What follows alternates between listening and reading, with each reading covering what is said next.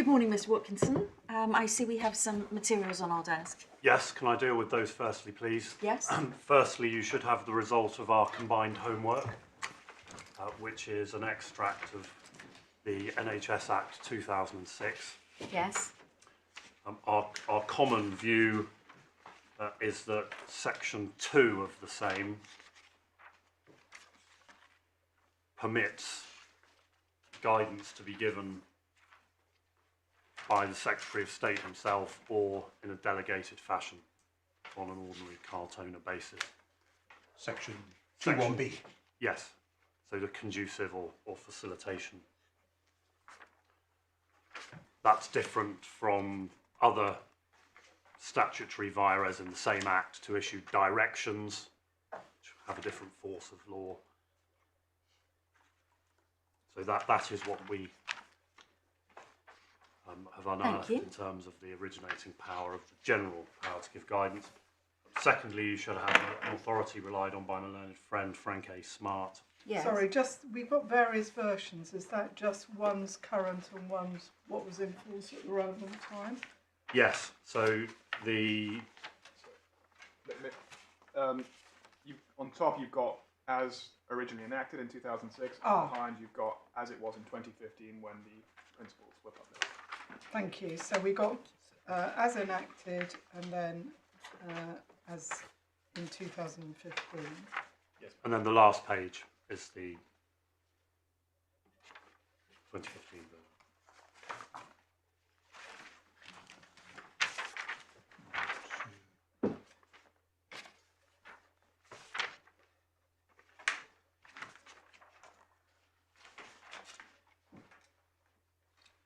Sorry, it's not obvious. I think I can tell from the footnotes. So the very last page is the 2015 version of Section 2, is it? Yes, my lady.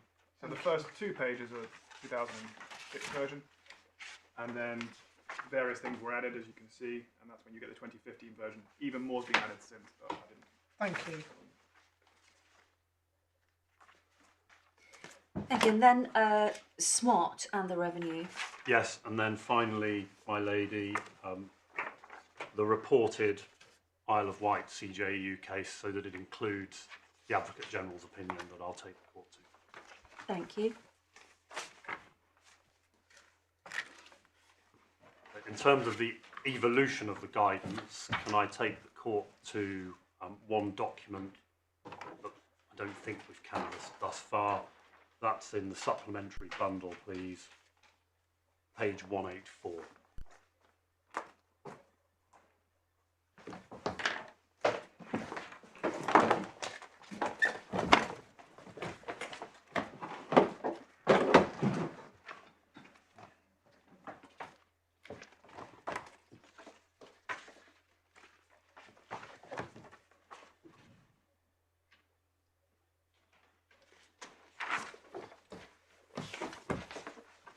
My lady should have there the debate pack prepared for debate on hospital car parking charges from January 2018. It sets out some of the evolution of the guidance.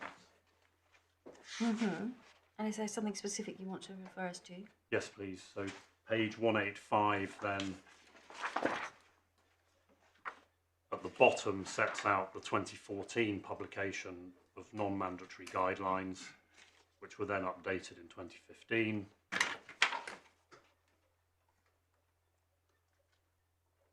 And then page 187, please, shows an amendment to the guidelines, apparently prompted by a private member's bill which had proposed placing a duty on health authorities to exempt carers from parking charges. The Care Minister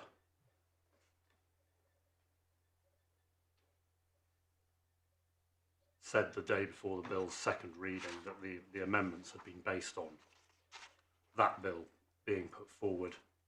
Although he couldn't support a change in the legislation, a material change will be made I hope that the trusts and hospital authorities will take advantage of it when they feel that it's in their interest and also the right thing to do. So what that shows in my submission is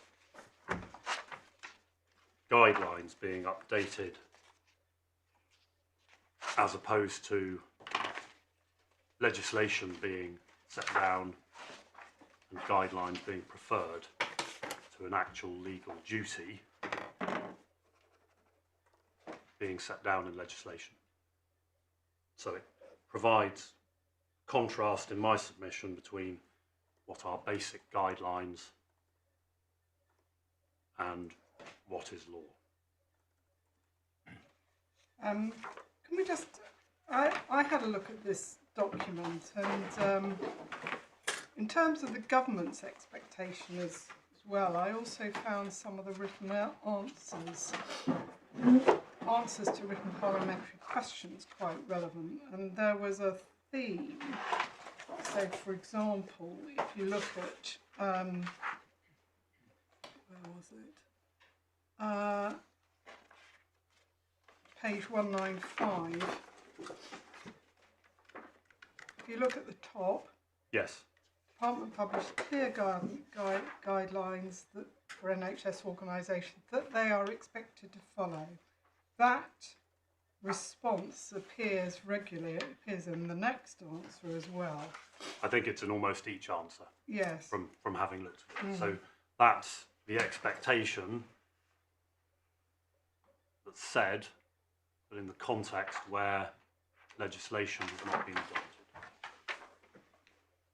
So it remains in my submission soft guidance, subject only to the ordinary public law obligation that you should have regard to it and the consequences of not doing that. Now, that obligation has been put by your learned friend in terms of you should follow it unless there is good reason. That I saw that point was also put in the Upper Tribunal. Do you take issue with that formulation? No, that's an expression of the basic obligation in my submission.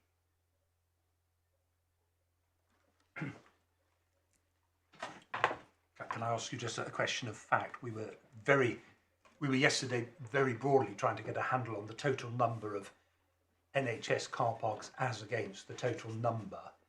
And I think we had in our mind from the Court of Appeal in Isle of Wight, and I checked it was paragraph 22, that as of the date of that judgment, there were approximately 16,000 local authority and private car parks. And we get from this document that you're referring to us on page 197, that there appears to be 1,038 sites that are designated disabled car parking spaces. So do we assume, I think we were given, again, very roughly, finger in the air, something between 500 and 1,000. For the purpose of just very rough analysis, would it be safe to assume that NHS car parks are in the region of 1,000? In my submission, it's likely to be more because not all of them have disabled. the designated spaces, which I think historically, when one looked through the problem, was a particular issue. So it's likely to be north of that, but I don't have.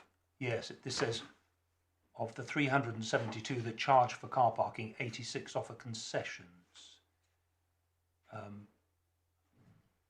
But I mean, it's, yes, I mean, even if one said it was 1,500, it's probably just below 10% of the total. I can only speculate because we didn't have evidence from anyone as to the exact number of car parks, the exact number of spaces, nor indeed the exact capacities, nor indeed who was using them. Okay. Save for evidence where we had documents recording actual competition as found by the FTT and the more physical evidence of the use of the airport car parking. We do have some documentary evidence. We're Yes. looking at it. We're not the FTT. No, indeed. Although we would have their powers were we choose Of course. to remake the decision. But just looking at what we have, you might draw certain inferences. Yes, and the FTT drew inferences as to competition from the documents presented by the appellant. found actual competition. There is no appeal against the finding of actual competition. That's paragraph 64 of the FTT decision. No appeal against that. This appeal on the second part is about the distortion issue. So the background, unchallenged, is one of actual competition. But I'll come on to that on the document. Do you accept that in principle, the total number of NHS car parks as against the total number of other car parks is relevant to an assessment of competition?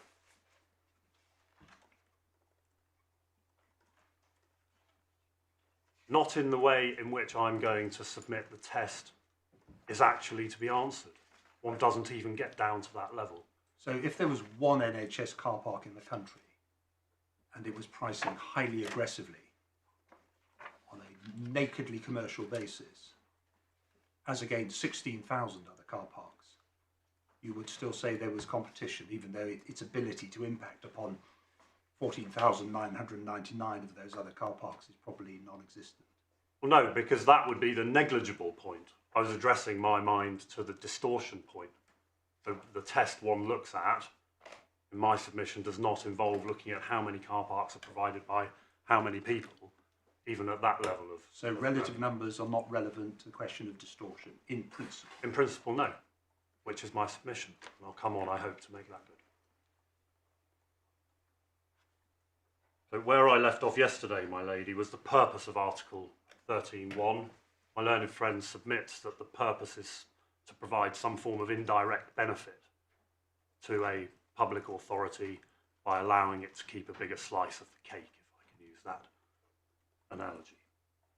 And my submission was, one looks at Article 132, PVD, there are specific public law exemptions that deal with that. This is looking at something different. What is it looking at? The Advocate General in the Isle of Wight case provides an indication. So if I can ask you to turn up the reported version that I've provided this morning. That's what you've handed up, yes? Yes, please, my lady. It's page 2969 of the internal report. Paragraph 15, please.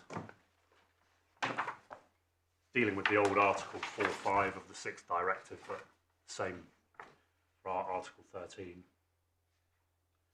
The rationale is founded on the weak presumption that activities engaged in by public bodies as public authorities are activities of an essentially regulatory nature that are linked to the exercise of rights and powers of public authority. Okay, that's not picked up in the judgment, is it? The phrase linked to the exercise of rights and powers of public authority is picked up in the judgment. So one can trace that. Yeah, okay. The purpose statement is not, or rationale statement is not, but the closely linked part is, as we'll come on to later. Yeah. But one can provide some easy examples of that type of scenario. So when one applies for one's driving licence, not paying VAT to the licensing authority. When one applies for one's passport, not paying VAT to the passport office. Or when one applies to the local authority for some form of licence. So they're not acting as taxable persons because they're fulfilling an essentially regulatory function. So is it the word regulatory that you're particularly attached to? Yes, and it's no more than a weak presumption, but it provides a rationale. What does that mean in the context of a hospital? What's regulatory about hospital? Well, the hospital is already providing exempt supplies of healthcare. It may do something else, but that's its main function. No, it is. It is not even.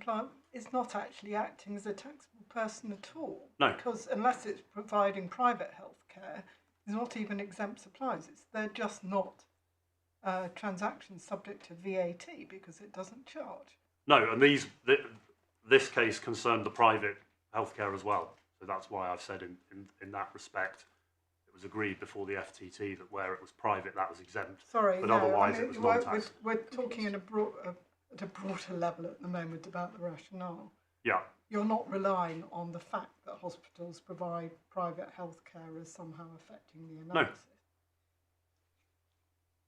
But that's a broad statement from the Advocate General as to Right. to the purpose, and one then can look at a variety of public authorities as to whether they're normally acting within that or they're doing something more. And it's said at paragraph 16 that that is a weak presumption. Yeah, but just to pick up my Lord's question, it talks about the exercise of rights and powers. I mean, in the context of a health authority, you think more about duties, don't you, than rights and powers? Well, not in the context of NHS Foundation trusts and income generation, because there's a separate vires covering income generation activity to that which is for the running of the hospital. I don't know, but my learned friend's ground 1 sub 1 was that the provision of car parking is closely linked to the rights and powers of the NHS Foundation Trust. I don't recall that being pursued in his oral submissions, but that is ground 1. And that's why I've set out in the skeleton argument that the split between the vires within the NHS Act of 1, providing for income generation activities, or 2, the primary purpose of the trust being to provide healthcare in essence. So ordinarily one thinks of healthcare provision more in that sense, my lady. I accept that, but in this case there are 2 different vires. And just looking at the second half of paragraph 15, I'm just wondering how that assists your argument, because it seems to say because the authority is acting in a public way, there is no anti-competitive effect. In a very broad sense. I mean, it says what it says, and it's subject to caveats and limitations and so on, but it seems to operate from the other end of the telescope, namely that if there's a public element to it, these are not problematic from a competition perspective. I mean, maybe I've misunderstood the second sentence. No, where something is undertaken exclusively or almost exclusively by the public sector, the concern as to anti-competitive effect doesn't arise. So if only the passport office, for example, provided passports, and there's no commercial competitor doing that, then there is no potential for anti-competitive effect. Oh, I see. So it's the fact that the activity is predominantly public. Yes. So if something's reserved solely for a public authority to do, I see. then That does make sense. That does make sense in that context. Yes. So my submission is that the purpose of the activity is in any event not relevant to deciding whether the body is acting as a public authority.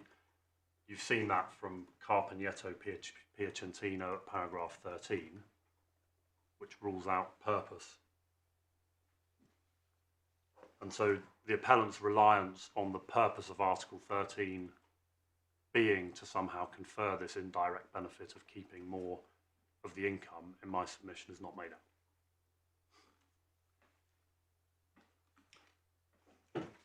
There are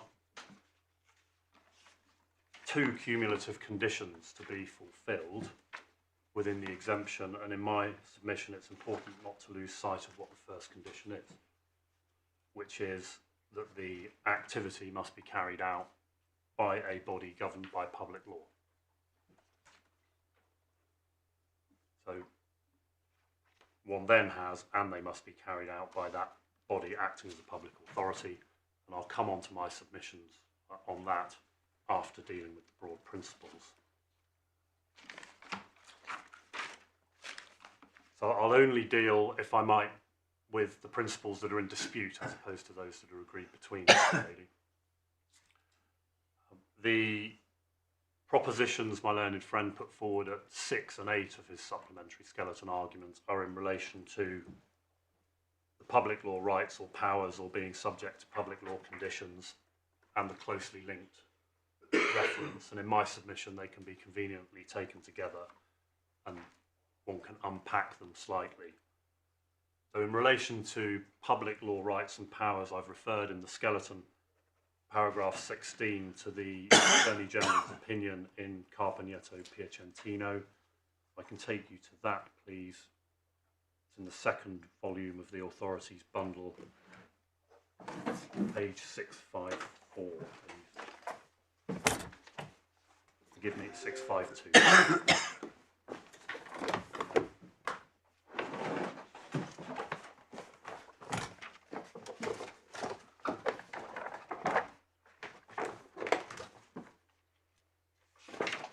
Paragraphs 37 and 38, please. Addressing what does powers vested in it as a public authority mean? So that was paragraphs. 36 through 38, please. Oh, I must be on the wrong page.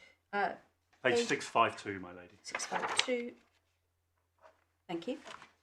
This is Advocate General Mishko. Yes.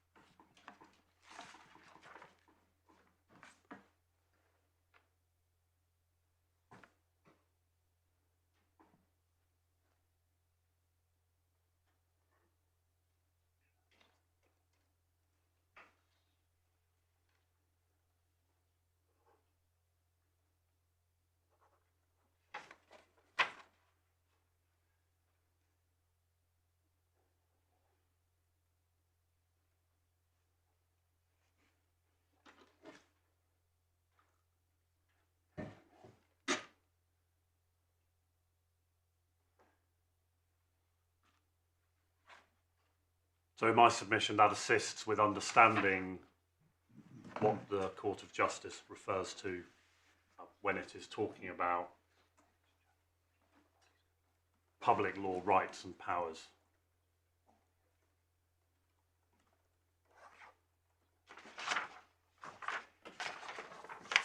So just from paragraph 34, it identifies the question which is being answered.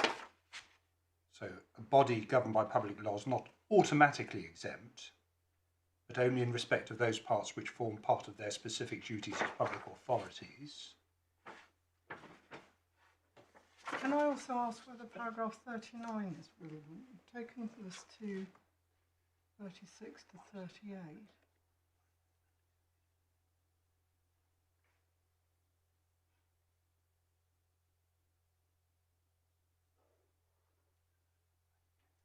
Last part. Yes. So they're not synonymous because it's not the only way. That was the Of point doing being it. made behind Yes. against you, I believe. Yes. And I don't put forward a case that the only way in which one can have a special legal regime is if you are, for example, issuing fines or what have you. That is one expression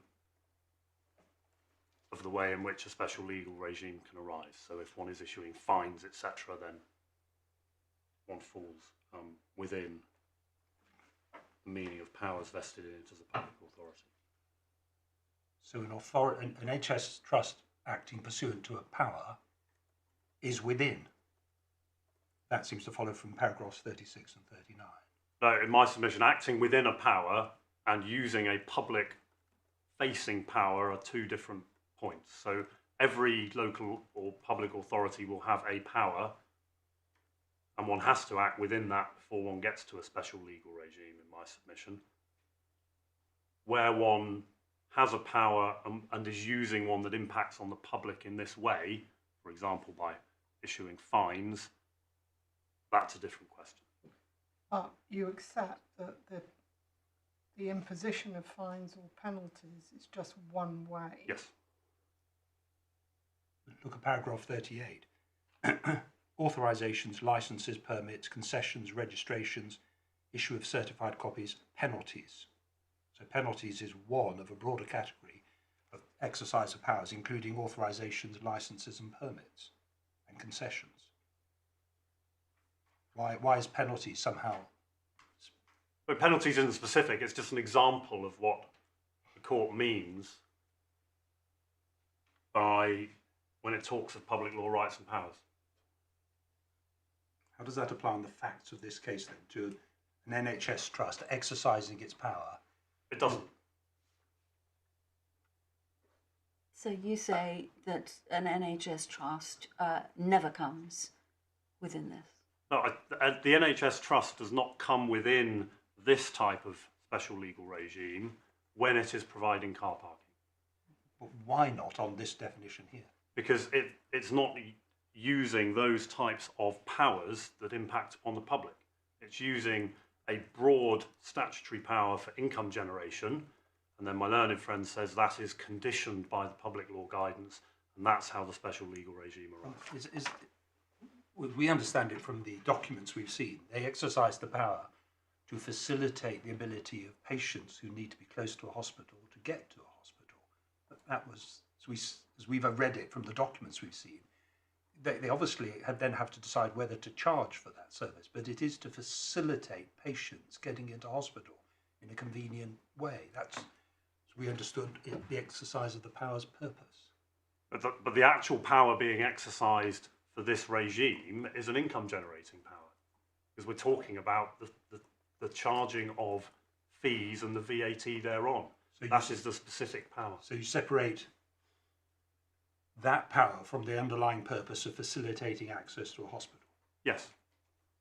Is that not a bit artificial? What's the In legal... my submission, no, because... Okay. Just help us with why, because this is really important. What's the legal basis for the cut-off between those two purposes, which seem to run cap in hand? Yes, if one looks at the FTT's decision, please. Yep. So the core bundle, page 126.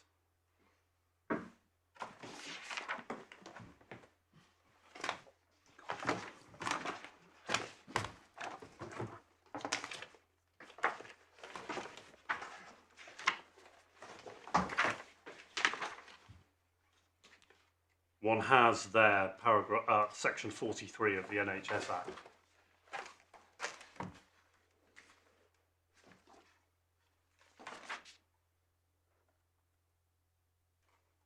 Yes.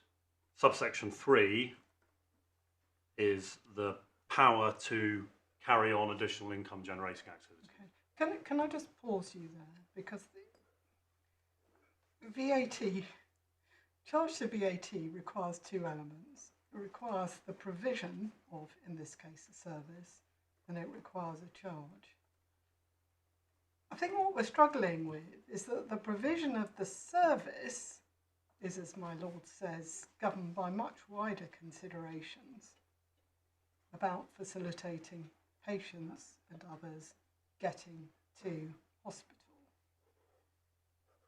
I think your submission is that when you start charge, you change your focus entirely to the income generating power, to the exclusion of the underlying purpose of providing parking in the first place. That I think is what we're struggling with. Yes, but in my submission, it's reflected in the specific powers provided to do. But the power is to charge. I mean, this is one of the oddities of this case. If you don't charge at all, you're not within these income generating powers. If you do, you are, and it seems you're compelled to try to make a profit, as I understand it, very broadly. But you're still providing the car parking, and you've still got a wider statutory obligation. If you're not charging for the car parking, then things like the guidance aren't engaged on level of reasonable fee or specific concessions being provided, because it's predicated on a charge being made. So and so is the VAT. Yes. So yes, one accepts that a hospital has an interest in getting people to the hospital, but the specific vires here is income generation. It's charging No, it's people to not. make It's money not. from the Well, hospital. Look at the wording of 43.3, in particular the last 7 words. In order better to carry on its principal purpose. Principal purpose is in subsection 1, provision of goods and services for the purpose of health. So it is directly linked to the principal purpose. And the word also, you can do the basic core, provision of health. You can also do revenue generating activities connected to the principal purpose. Why is that distinction so critical for the purpose of that? Because it's the income generation point that gives rise to the guidance. Yes. So that is the regime that one's being asked to consider. And the guidance, therefore, the principles and the guidance and everything must be consistent with section 43.1. It must be income generation for the purpose of health. Yes, but one doesn't look at purpose when one is deciding whether someone is a taxable person for the purpose of the derogation. But So it's not what section 43 says. well, Well, it says in order. Do we look at purpose or do we... Section 43 is not determining whether someone is a taxable person or not. It's not relevant at all to the analysis? I haven't said that. My submission is that there are two different vires. If my learned friend's submission that's not pursued is the car parking is provided closely linked to hospital care, then one needs to look at what powers are being exercised and where. If this is income generation, the guidance is there because fees are being charged, and therefore one looks at whether there should be voluntary concessions, etc. That's a different proposition. So So the critical question for us is whether or not section 43.1 and 3 are, as it were, for the purpose of VAT exemption, conceptually severable. You say 43.1 is relevant, but 43.3 isn't relevant. The fact that funds may be raised for the purpose of health is not relevant to the analysis. it's not relevant to determining whether someone is a taxable person for the purposes of Article 13, because the Court of Justice has plainly said that. Okay. So all I'm seeking to do in my submission is to come to some propositions on the rights and powers. Yeah, I mean, as I think you indicated earlier, this wasn't a point that was developed in all the submissions. No, and so if my learned friend doesn't pursue a case on closely linked with rights and powers, I don't need to address it. I don't need to address the procedural problem. I don't need to address the fact that the FTT did hear an argument under a separate provision that was nearly identical, so closely linked to provision of hospital care. But if that is pursued, then one does need to look at these other vires. And your submission said, I've just got it in relation to section 43, is as soon as one is charging, one drops into 43.3. Yes. And on that basis, and then one doesn't consider the intention or purpose in the sense Yes. of where the money's going to go back to, end of story. Exactly, my lady.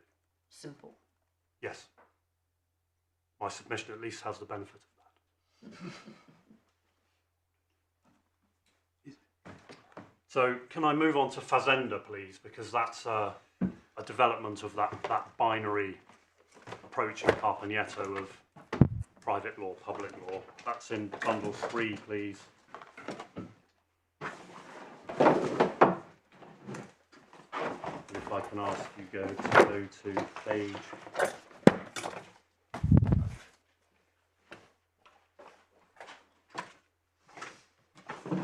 762. This is within the opinion of Advocate General Alba.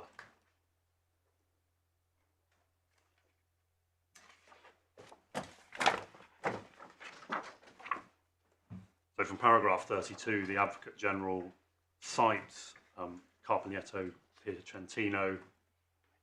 Paragraph 33, the familiar statements as to the criterion. Then paragraph 34 cannot conversely be inferred from the application of the definition criteria of the nature of the legal regime that any activity, that is to say even a purely commercial one, could be declared an activity engaged in as a public authority by a regime of public law. The reasoning for that is then given.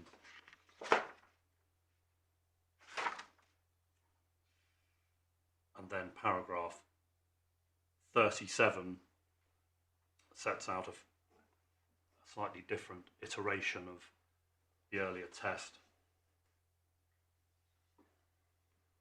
So what is decisive is whether the activity to be classified must be regarded as constituting the exercise of public administrative law or as private law, which applies to all economic operators.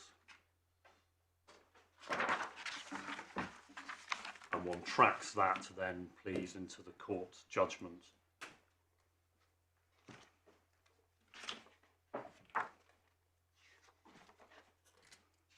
At page 774, please.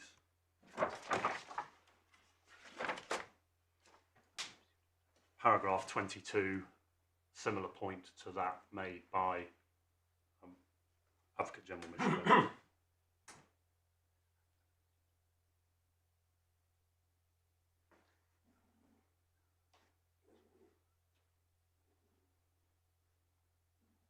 That's another using one's powers example. Then Isle of Wight, you have... Can I just ask you how you distinguish paragraph 22 on the facts from the present case? Authorising or restricting parking. Why is that different to what Because one's not using a public power to do it in the way that the local authorities were doing in that case. So authorising parking on a public highway and then being able to fine people using public law powers as opposed to contractual type civil penalties.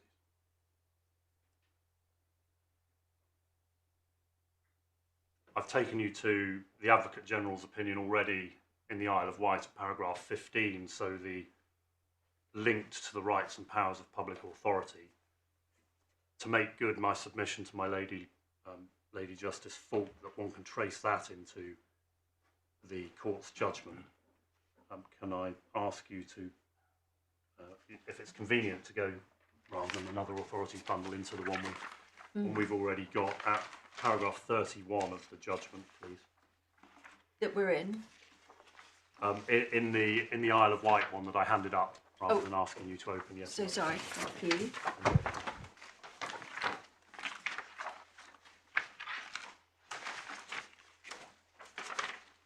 So page 2977 of the report.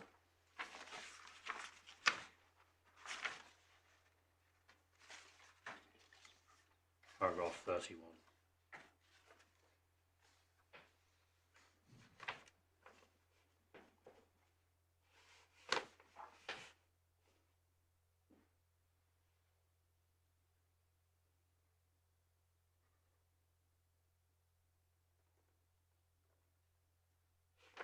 That's the origin of the closely linked observation.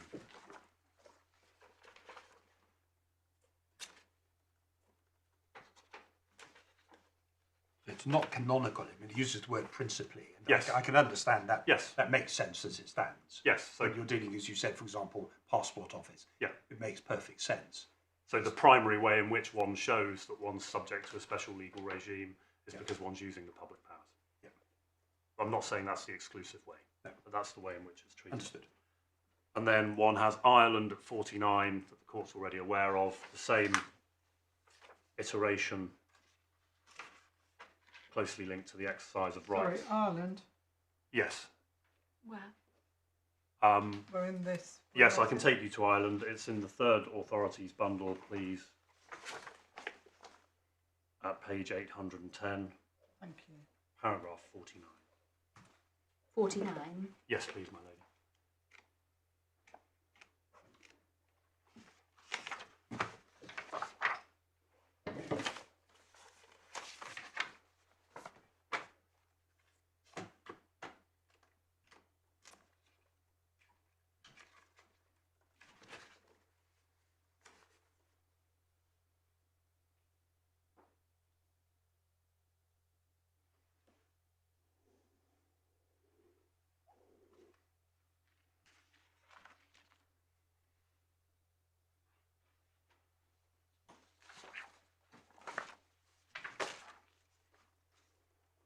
And that's the closely linked. Yes. Back to paragraph 31. And that's the Court of Justice rejecting the argument that since I am a public authority, whatever I do is acting as a public authority because I will always be under statute. That is not enough. And the mere fact that a body governed by public law acts within the framework of an SLR and in accordance with powers conferred upon it by statute does not mean that engaging in its activities necessarily involves the exercise of rights and powers of public authority. So the type of example I was alluding to with my lord, just because one's got a power to do something is not the same as exercising rights and powers of a public authority in the manner that the Court of Justice understands that to be. Might it boil down to this, that under section 43(1) and 4, there is a power on a local authority, on a trust, to engage in remunerative car parking, provided it is for the purpose of health, and pursuant to broad powers of the Secretary of State, guidance is given which curtails the way in which pricing occurs, again, for the purpose of maximising benefit to consumers who need health services. Well, I'm not going to accept that iteration because that presupposes with respect that the guidance operates in that way. But what it comes down to... But let's forget the legal basis of it. Isn't that what the guidance says on its face? No, in my submission, the guidance is non-mandatory, it's soft. I'm looking at its terms, its substance. It may be soft. Let's assume you're right in all of that. Yeah. It's still controls and regulates different aspects of pricing, all of which are focused upon maximising the welfare of NHS users. So concessions for the disabled, concessions for staff, trying to reduce the amount of money people pay so they're only charged on actual time used rather than 2 hours on the way in and then use half an hour. All of those things are predicated upon a desire to enhance the position of those who use the health services. On its face, forget its legal status. In my submission, they're predicated on generating income from people who otherwise would have free car parking. Hence the... But hang on, all of the relevant provisions do not encourage high charges. They do the opposite. Yeah. They say they need to be reasonable, and they say you can't charge or you have to offer concessions in the following cases. None of them say, please put your charges up. No, but one is starting from a position where there would have been no charge at all. Why do you start from that position? Well, if one's thinking about facilitating access to a hospital, ensuring patients have the best experience or whatever, why does that involve rhetorically charging them for car parking? Because trusts have to generate funds somewhere. I know it's controversial, but that's their view. And that's what that is the point, my lord. That is the controversy. So it's not enough simply We're not to say... concerned with the moral controversy. No, I'm not asking the court to, but one starts from a point where there could be no charges for car parking. The trust is not required to charge for car parking. It is elective to use income generating powers to do that. There is guidance. It's permitted to do so under section 43(3). It's permitted to do that, and then it's a question of whether the guidance is a national law condition. But it's the system as a whole we've got to analyse, is it not? Well, one has to analyse the conditions laid down by national law as a whole. The conditions laid down by national law as relied on by the government are the guidance primarily in the form of guiding principle. While we're on the subject of national and the national market, can I just clarify what the parties say that market covers? Because from my reading of the materials in the papers, car parking charges in Wales, Scotland and I think Northern Ireland have been generally removed. Yes. But the VAT we're talking about is a national, UK-wide tax. For present purposes, is it that the parties agree with the proposition that we're looking at England? In my submission, that must be right, or one gets into the same difficulties the Isle of Wight CJEU identified as local markets.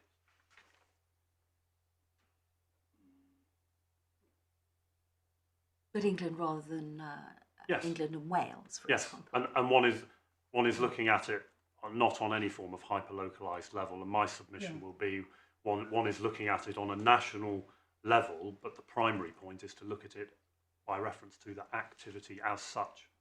So not any form of advanced competition analysis or anything of that nature. On that analysis, wouldn't you apply England and Wales? Because taxation is not a devolved matter. It's a single tax which applies across England and Wales. No, it's across the UK actually. Across the Yes, This. that is across which the is UK. why I'm It's not. asking. But if It's there not are just in the jurisdictions that UK. have chosen not to, Yeah. But then you're getting into a localised. I mean, it may not matter at all for purposes, but aren't you then falling into the error that the CJEU identified, which was you're localising, you're creating a division along Offa's Dyke and Hadrian's Wall. in my submission, it's nothing of the same order. They're not with the same order. No. I mean, it Conceptually, may not matter. might, This may be just No. a question for another day. it might be conceptually interesting, but in my submission, it doesn't. I mean, I raised the point because obviously, if my understanding is right, there are different drivers in other jurisdictions, Wales and Scotland and so on, and they may have. Yes, and one might and not be subject to the same. One might not have the same vires, even because of the way the NHS is constituted. That's right. etc. That may well So- be relevant to the analysis that Yeah. the NHS exercise their powers in very different ways in different jurisdictions. because it's NHS England. So I think, but there is a tension. The tax is imposed. there is a tension, UK-wide. but one can resolve it by reference, in my submission, to simplicity. And we'll come back to simplicity and the importance of that, not overcomplicating that competition analysis. But I'll return to that submission. The last powers case then is Soudacor. You've already seen it. I don't propose to take you to it again.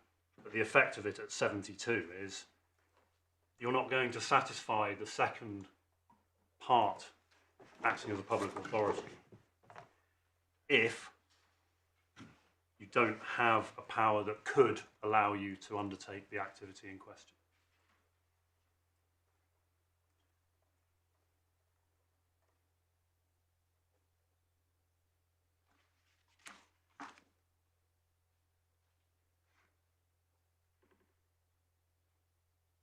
So just to summarise on the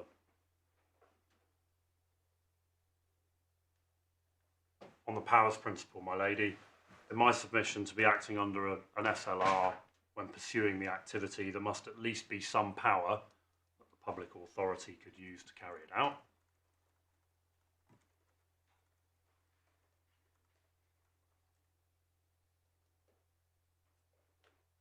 But the mere existence of a power is not enough.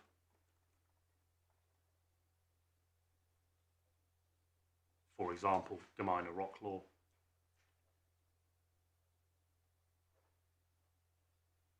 Mere broad authorisation to carry out the relevant activity in accordance with powers given by statute isn't enough.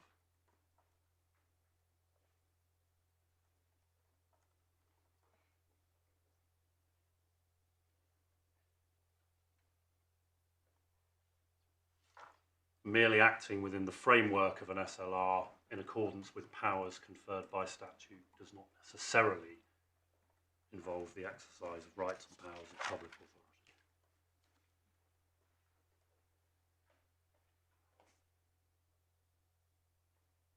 So the primary way of showing an SLR is I'm using public law rights and powers, or rights and powers closely linked.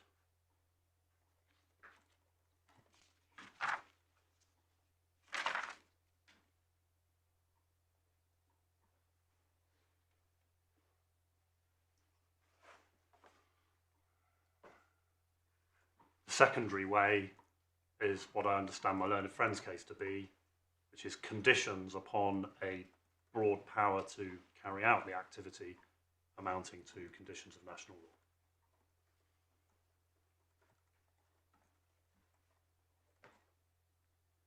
Netherlands, that my learned friend relied on in my submission, doesn't take the case law any further. This is the occupational mobility Yes. case, isn't There it? was no Advocate General's opinion, so the court wasn't laying down any new principles. and there was a decree under delegated legislation by the relevant minister. So one didn't need to look at what powers the authorities making those supplies were looking at. But the same legal conditions point is a part of the core test as laid down in the earliest cases, isn't it? Oh yes, there's no dispute on legal conditions. My only submission is Netherlands doesn't change anything. It's nothing new. Okay. There were legal conditions because they were in a decree issued by the minister.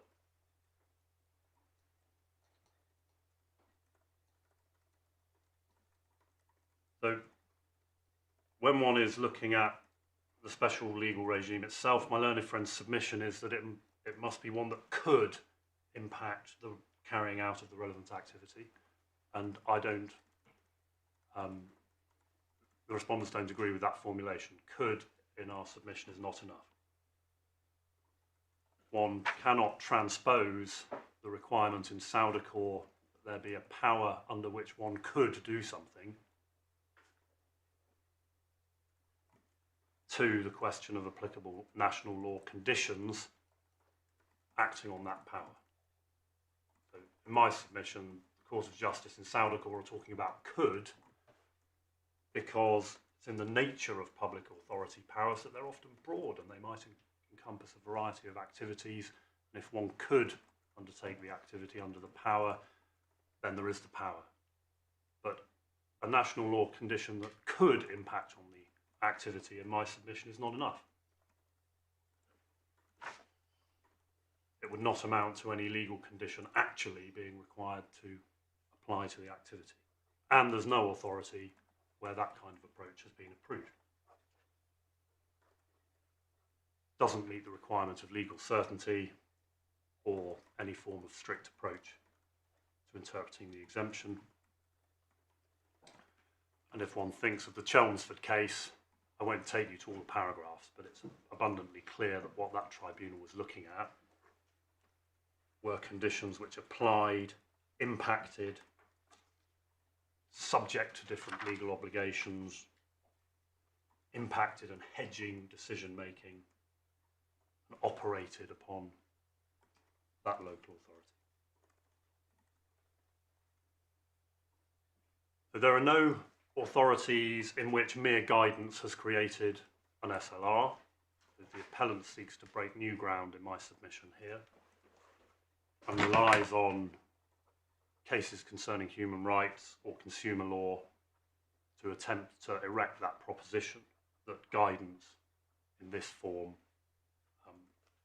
in principle can amount to, or does amount to, a condition of national law.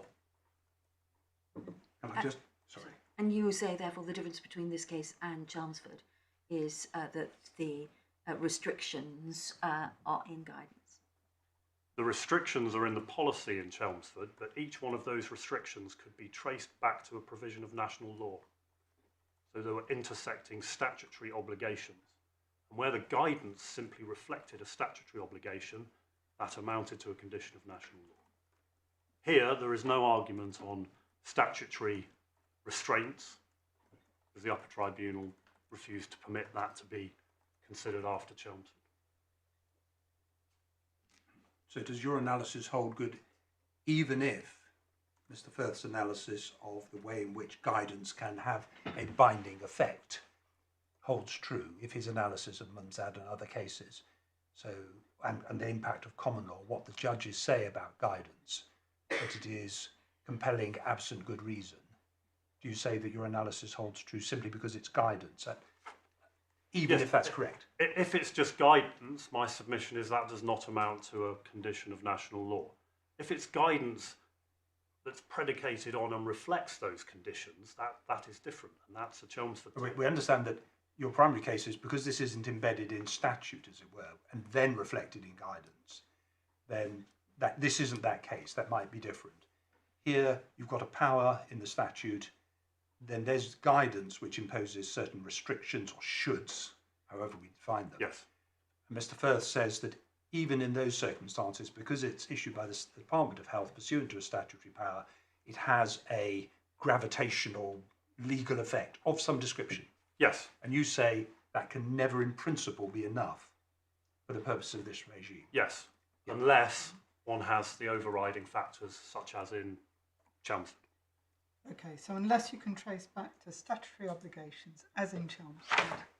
Yes. Chelmsford provides the outer limit, is another Yes. way of putting it, as in your view, in your submission. Yes, and it might not have to trace back to a statute because, as the Upper Tribunal observed, it might trace back to a specific common law duty in a particular circumstance.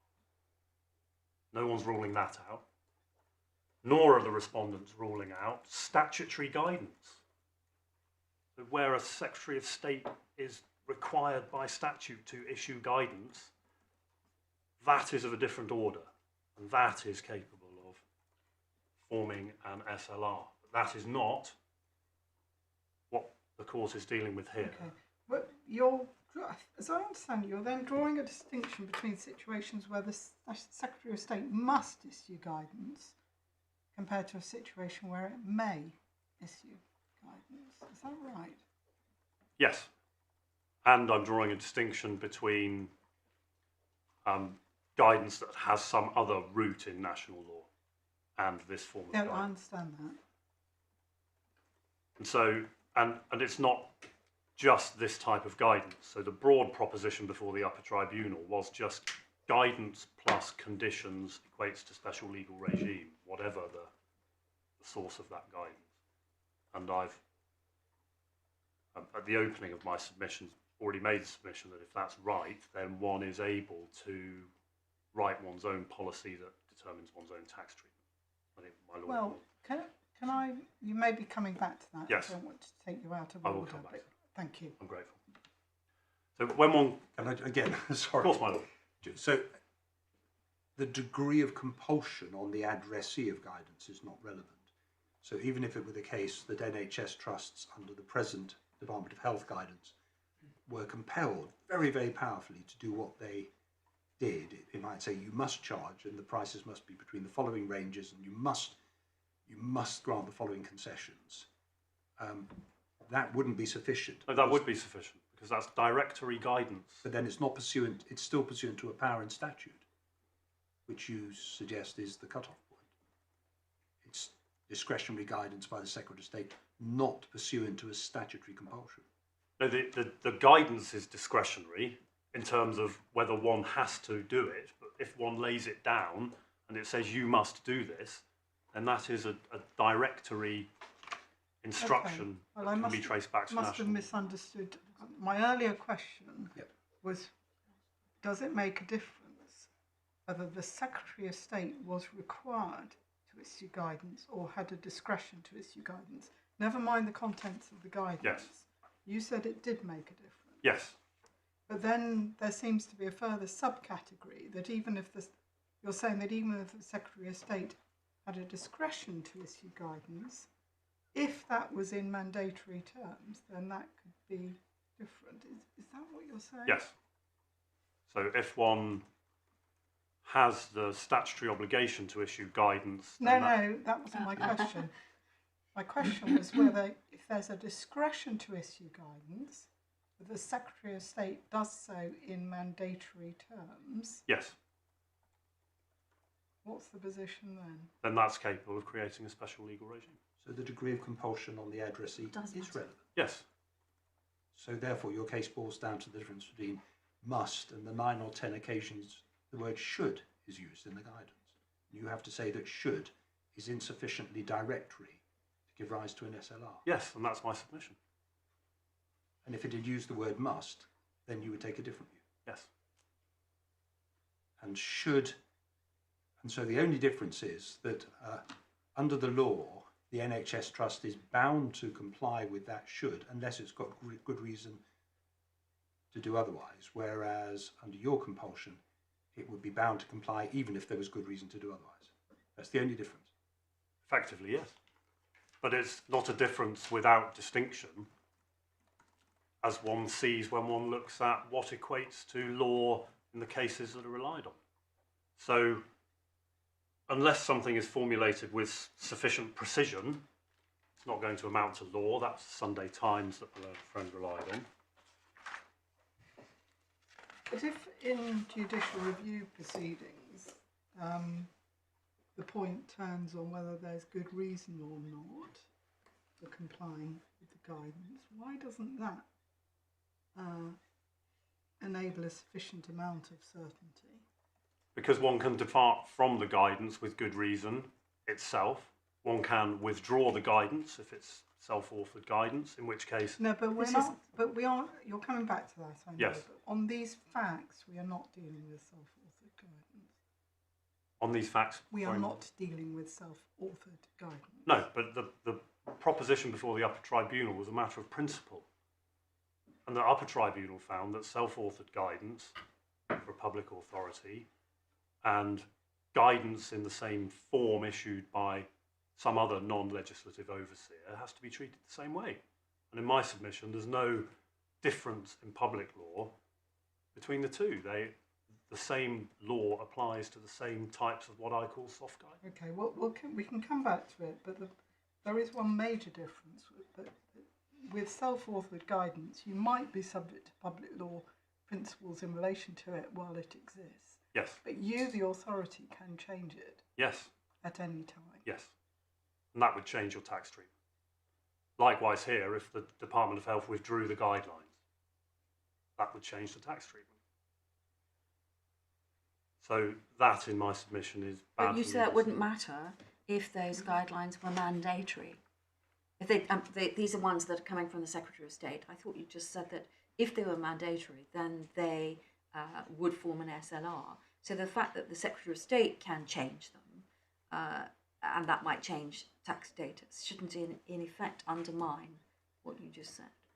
No, my submission there is that when one's looking at these types of guidance, it is possible to envisage that they can be withdrawn, and that is why it tends to be bad for legal certainty to rely on guidance. So I said it was capable of forming an SLR, but one still has to look at whether the requirement for legal certainty is met.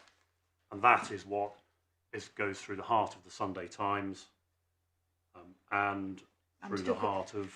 I'm still confused though, Mr. Watkins, because you're saying if the Secretary of State has discretion to make guidance, he makes guidance and the terms of that guidance is mandatory, you're saying that is capable of being an SLR, but yes. Then you're saying, but the Secretary of State could withdraw it and we're concerned with legal certainty. So are there any circumstances, in fact, where you're saying that discretionary guidance providing mandatory requirements, is that or is that not an SLR? Well, in my submission, it depends on the type of guidance being issued. So if it is guidance that has to be laid before Parliament, for example, then one has greater certainty as to its existence, the fact that it's not going to be withdrawn. If one's dealing with just a power generally to issue guidance, then that might be of a different order. So, okay, it's seeing where that dividing line is. It's quite challenging. So, for example, many statutory instruments do not have to be laid before Parliament. Don't need a sort of resolution procedure. yes. It can be changed relatively easily by the relevant government department. But they still amount to delegated or tertiary legislation. So this Parliament has spoken. Parliament empowers the Department of Health, acting on behalf of the Secretary of State, to issue guidance. We all know the Health Act is one of the broadest pieces of legislation ever adopted by Parliament. It confers powers on Secretary of State to do almost anything under the sun. Everything is delegated downwards under the legislation.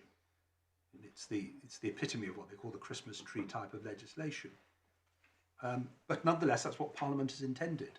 Parliament intended the Secretary of State to have power to tell the trusts how to run their businesses in a very broad sense. And that's what's happened. Why is that? That's the way Parliament has decided to allocate responsibilities. Why is that in any way lesser than a situation where Parliament retains some degree of oversight of statutory instruments? Well, one looks, for example, at Ashworth, ex parte Munjaz, and how the court there came to treat that particular type of guidance. So there, the code is issued under the Mental Health Act. Lord Steyn in the minority described it as a very special type of soft law. Simon Brown wasn't it in the minority? Was it Lord Steyn as well? Lord Steyn as well. Deriving its status from legislative context and the extreme vulnerability of the patients which it served to protect. I'll give you the references, bearing in mind the time, if I might, my lady. So, paragraph 54, the Secretary of State was obliged, before preparing or altering it, to consult with the bodies concerned, had to be laid before Parliament and was subject to the negative resolution procedure. Paragraph 68, it couldn't be divorced from its statutory background, from the process of consultation and from the parliamentary procedure that must be gone through before it's published under section 118, less than a direction, but more than something to which those to whom it's addressed must have regard to.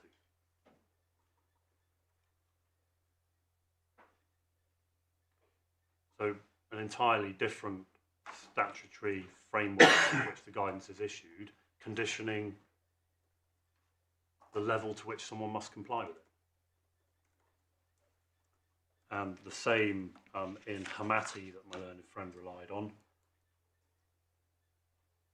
The difficulty with the guidance there, I'll give you the references again, page 545, forgive me, of bundle 2, paragraph 58.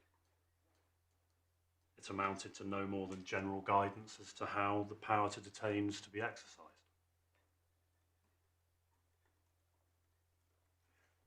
But that's, well, so there is a spectrum of language. There's may, there's could, there's should, and there's must. And your analysis is it has to be must. Yes. All other things being equal. Yes. And that was said to be so at paragraph 74 because a provision could only amount to a law within the meaning of the Dublin 3 regulation if it had the necessary quality of certainty. Sorry, was that 74? Yes. Thank you.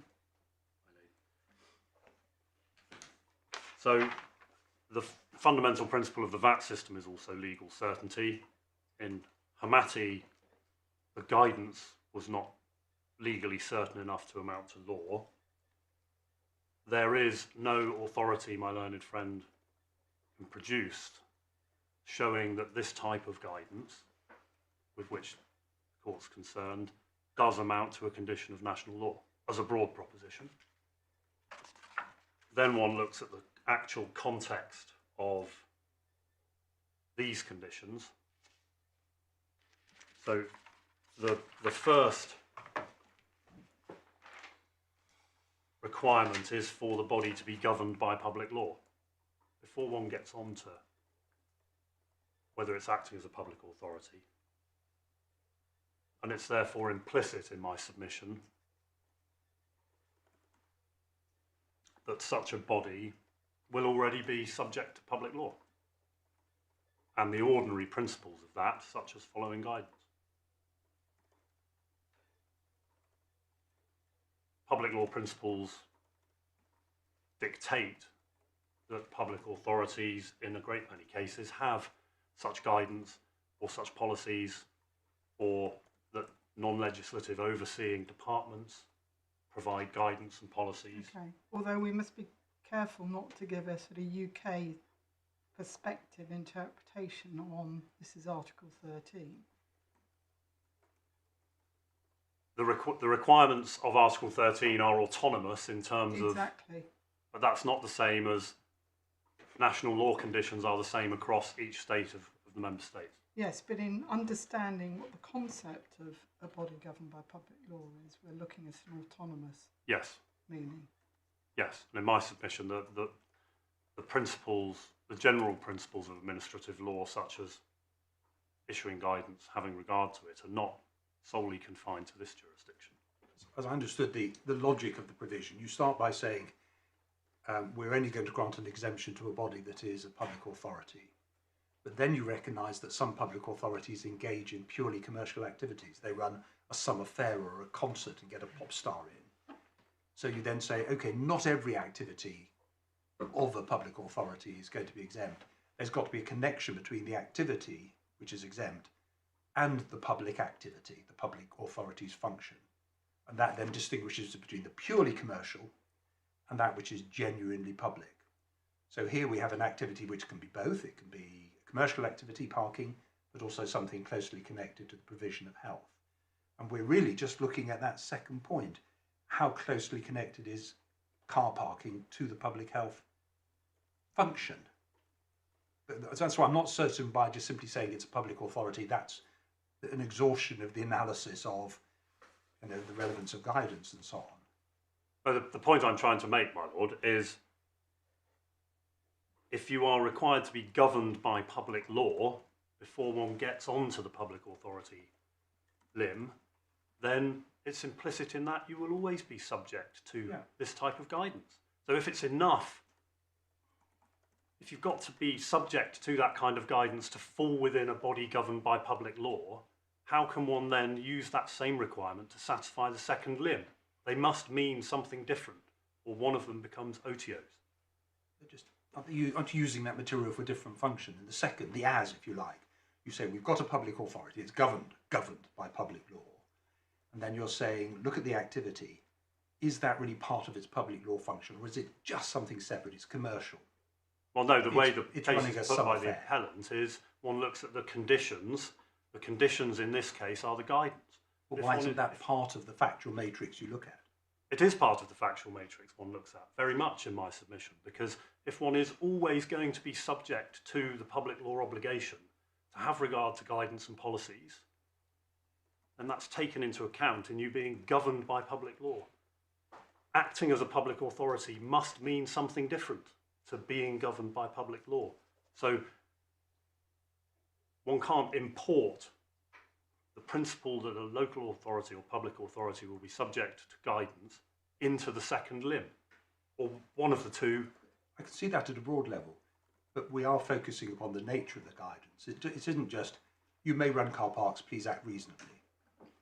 Well, This is a whole series of shoulds which constrain pricing, all designed to further the health purpose of the trust. that's yes. And the That's the question nature then of the is, guidance. that's the nature of the guidance. Yes. But is that your analysis? Is that's completely irrelevant to the word "as" in the nexus between the activity and the public authority? It's not relevant to the second limb if you accept that a body governed by public law must always have that obligation to be giving due regard to guidance and following it unless there's good reason not to, because else governed by public law must mean something different. So one has to. You've spent, and so in your analysis, you've spent, used up the guidance at the first level, because a body like that would always be subject to guidance, and therefore you don't bring it in again, is what you're saying. Well, you use up the legal condition of having to follow guidance unless there's a good reason at the first stage. So therefore, you can't import it again at the second stage, because else one of them must mean something different. So then you say, when you're looking at the as, you can't use guidance to enhance the as. The as is only if you are actually, for example, imposing penalties, etc., going back to Isle of Wight. Or there's some other way of the conditions being imposed on the activity. But this is what the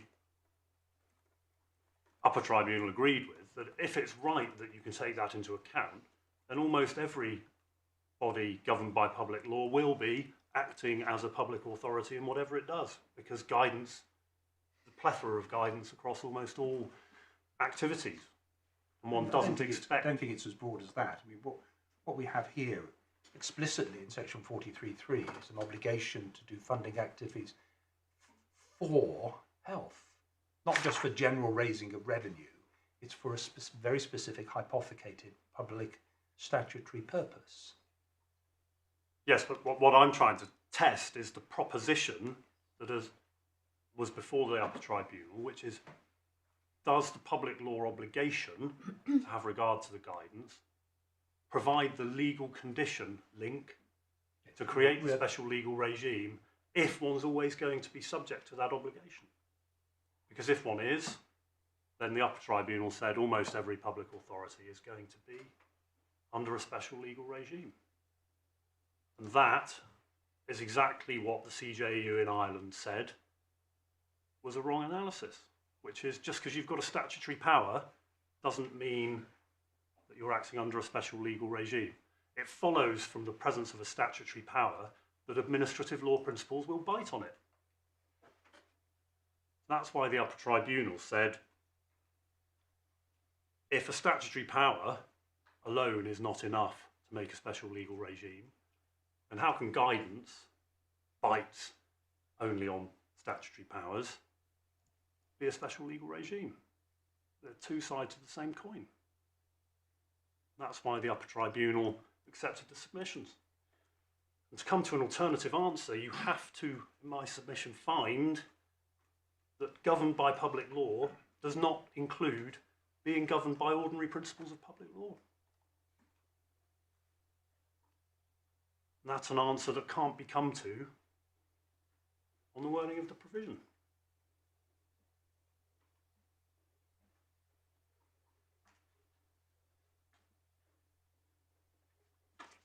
So then one gets into the subsidiary submissions that it's also capable as a broad proposition of amounting to potential taxable persons writing their own taxable status.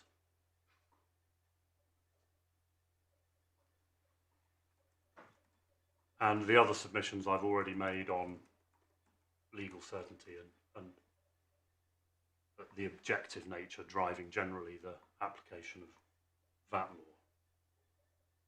My one distinguishing factor between an authority writing its own laws and the Secretary of State writing them be that, given that you're looking at if you like, a geographic market or a national market, and the Court of Justice has set its face against localised, variegated solutions, that would be the reason why you wouldn't permit authorities to write themselves out of tax. You can understand why that would be very sensible. It has to be, if you like, a national policy which permits that to happen, not a localised policy leading to widely variegated results. In my submission, no, because national policy of a government department is not always what the law is set out to be. So guidance cannot just replace law in certain circumstances.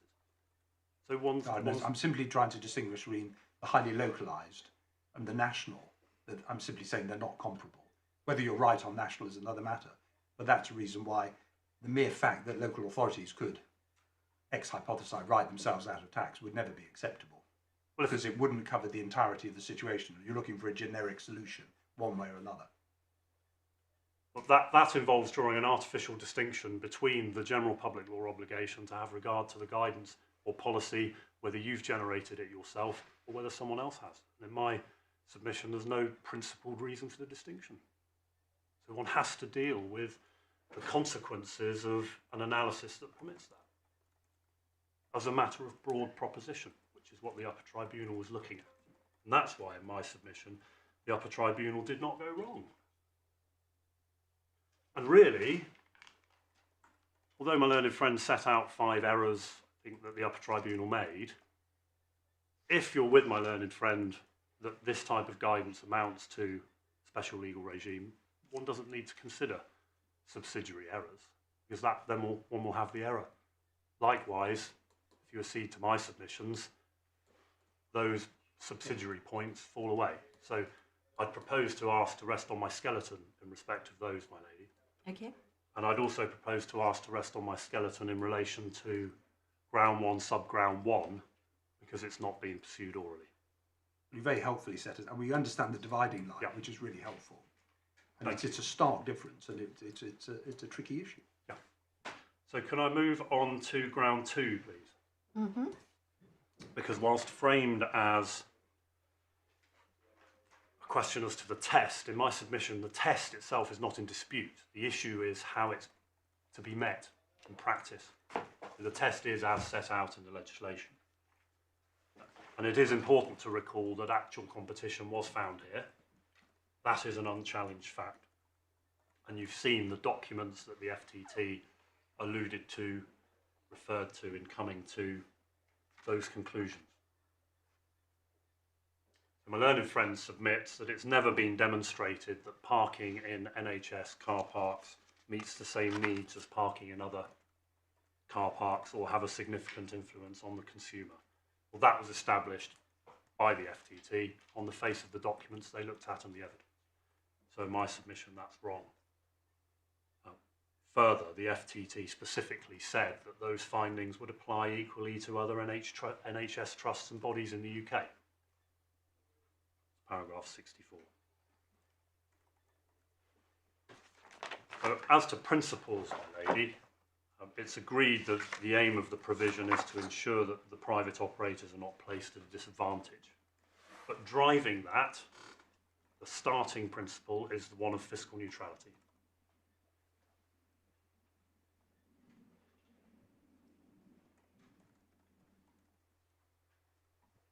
You've been taken to rank, so I won't take you to it again. Paragraphs 32 to 36. Paragraph 35, the fact that two identical or similar supplies which meet the same needs, treated differently for the purposes of VAT, gives rise as a general rule to a distortion of competition. It's only a starting point, it's rebutted. But it's a starting point of fact. There is nothing in rank or any other authority to support the appellant's assertion that fiscal neutrality somehow only applies to private operators. It applies to everyone within the VAT system. If a state or public authority sold identical goods under identical contracts to identical consumers, it's clear that the principle in rank would apply. Whatever the state or authority did with the income it generated, it would be a clear breach of fiscal neutrality if one was taxed and the other was not. So in the context of Article 13, one then looks to the role of fiscal neutrality in the Isle of Wight.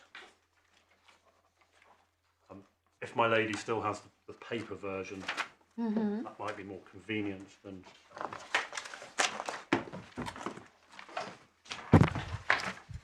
another bundle. We're at page 2977 of the judgment, paragraph 33.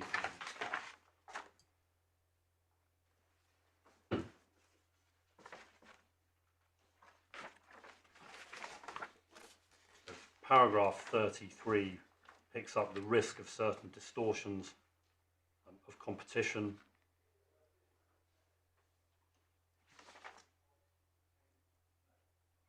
Paragraph 34, specified activities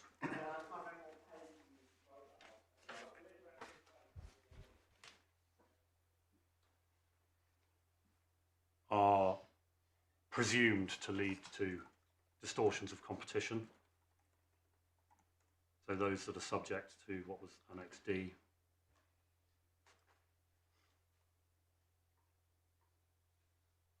Paragraph 37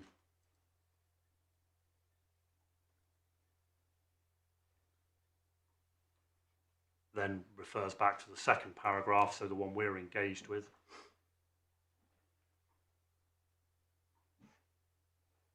Paragraph 39, both the second and third paragraphs are to be interpreted as a whole.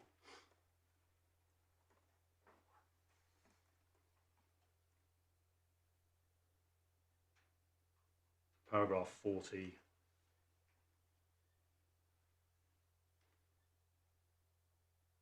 irrespective of the local market, and that being supported at 41 by the general principles such as fiscal neutrality. Paragraph 43,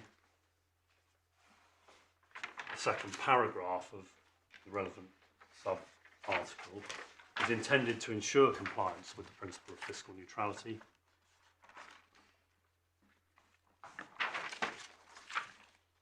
And 44,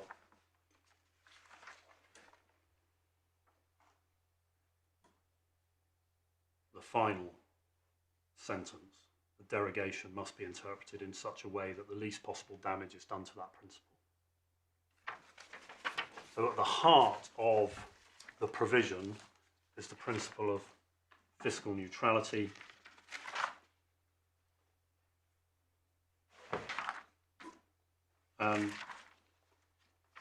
In my submission, as a matter of principle, the Upper Tribunal was correct to say, as it did at 106, that the consistent approach taken by the CJEU to whether a distortion of competition arises in the VAT context is that where two identical or similar supplies, i.e. as in rank, are treated differently, that gives rise as a general rule to a distortion of competition.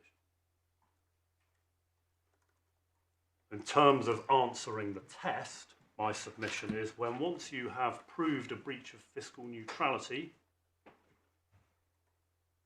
the general rule applies, distortion of competition is established. And that was the approach the FTT took and the Upper Tribunal took. So in fact, you never really need any detailed evidence or analysis, because once you're in that territory, it's presumed that there is, that's what you're saying. Yes, so HMRC... So why did they have such a long exercise in the Isle of Wight? Because that's how, as the Upper Tribunal said, the parties chose to adduce their evidence. So what we'll see when we come back to the Advocate General's opinion on this is that type of analysis is not envisaged at all. In paragraph 44, they contemplate balancing fiscal neutrality against impact upon competition. They accept, in the last sentence, that fiscal neutrality may be compromised, but it must be to the least possible degree.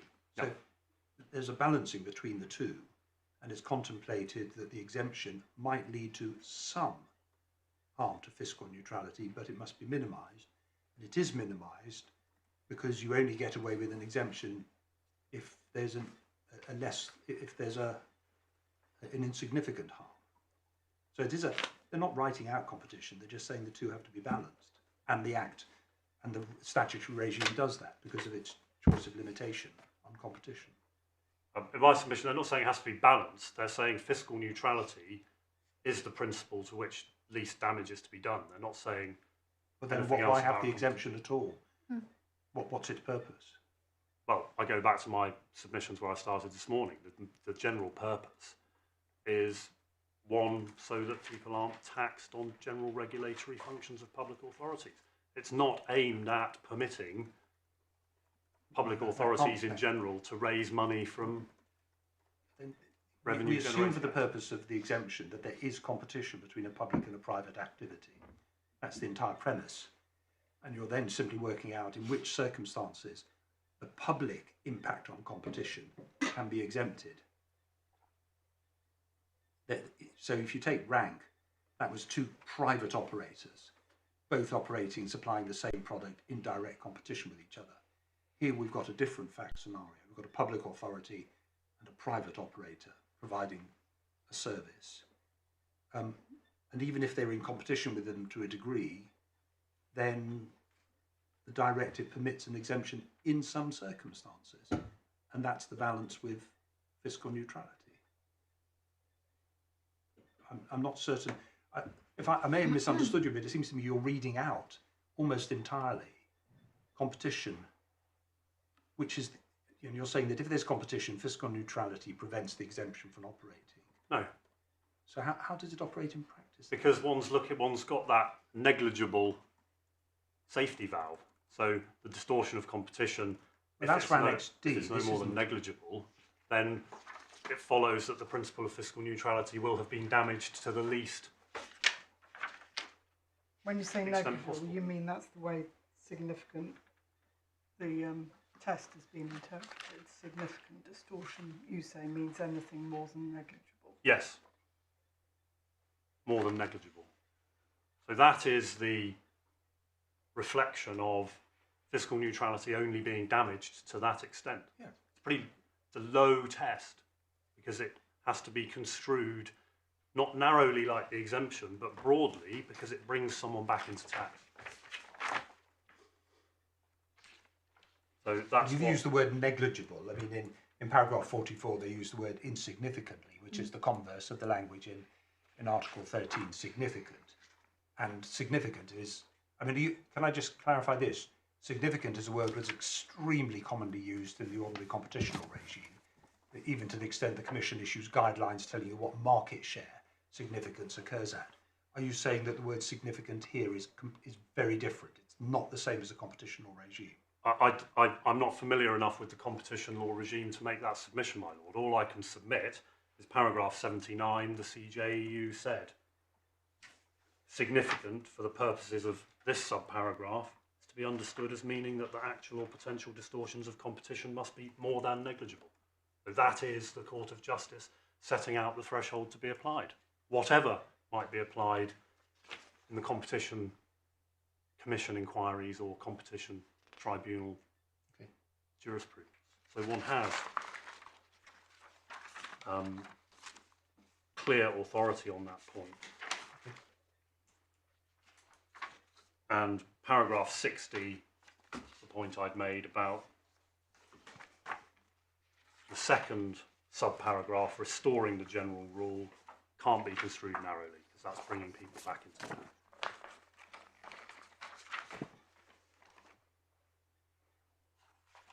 I've referred in the skeleton arguments, I won't take you to it in the interest of time, but I'll give you the reference. Authorities Bundle 3, page 857. Paragraph 73 was Advocate General Colomer, in his opinion, in Finland.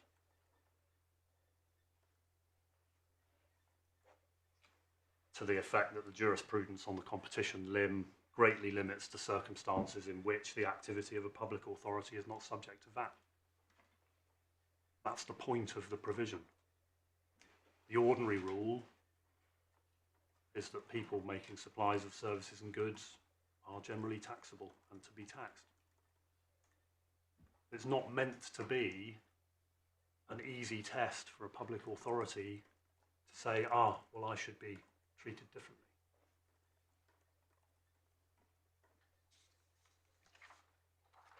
In terms of how the assessment's to be carried out, can I take the court, please, in the same Isle of Wight print to what the Attorney General, the Advocate General, forgive me, said on this matter. If I can pick it up at page 2969, paragraph 13, please.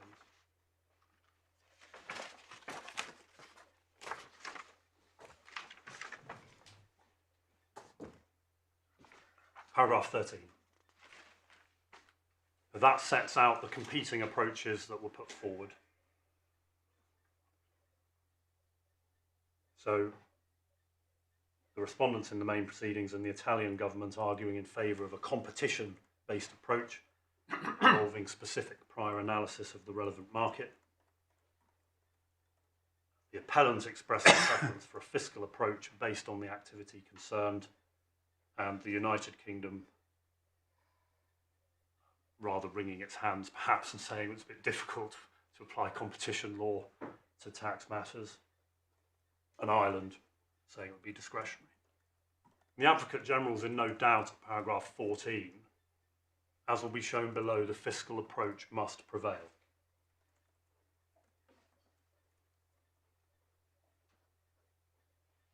And one can then track the Advocate General's opinion into the CJU's judgment, as I've done. So paragraph 15,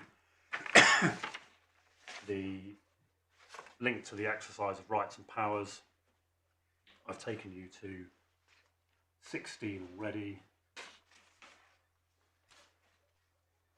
Sorry, 18. Are we now in the judgment? No, within the opinion, my sorry. lady, forgive me. Oh, it's still in the opinion.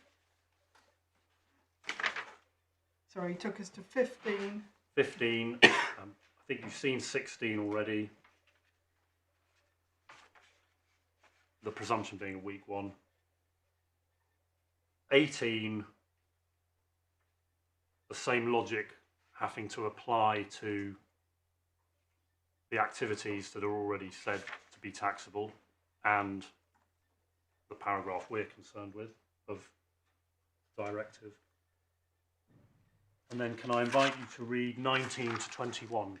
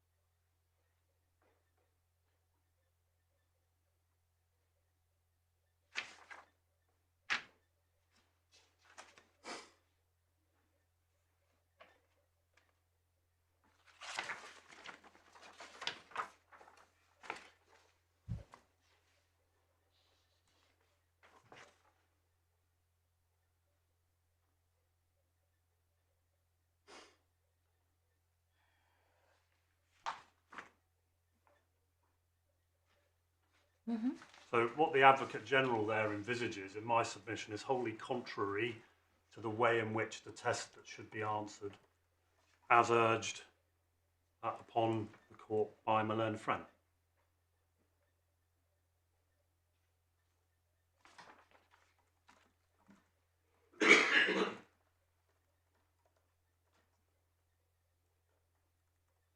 Principle of simplicity being linked to the need for legal certainty being undermined if one undertakes that kind of analysis.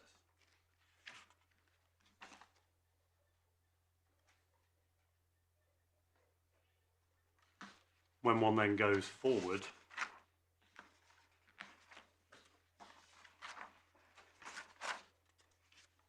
into the judgment,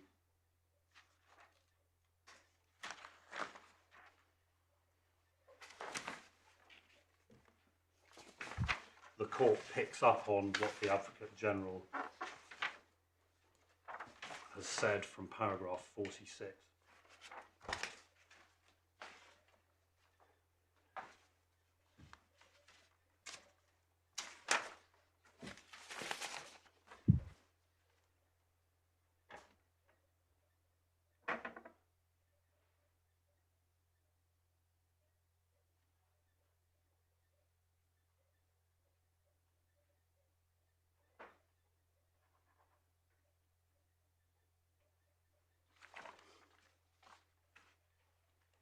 It responds to the point, but in the context of national versus local, doesn't it? Well, You say it goes further than yes, that. I say it goes further than that because paragraph 53 must be evaluated by reference to the activity in question as such. So the primacy being looking at the activity in question, and yes, they're also saying one doesn't hyper-localise this or localise it. What the court doesn't do is suggest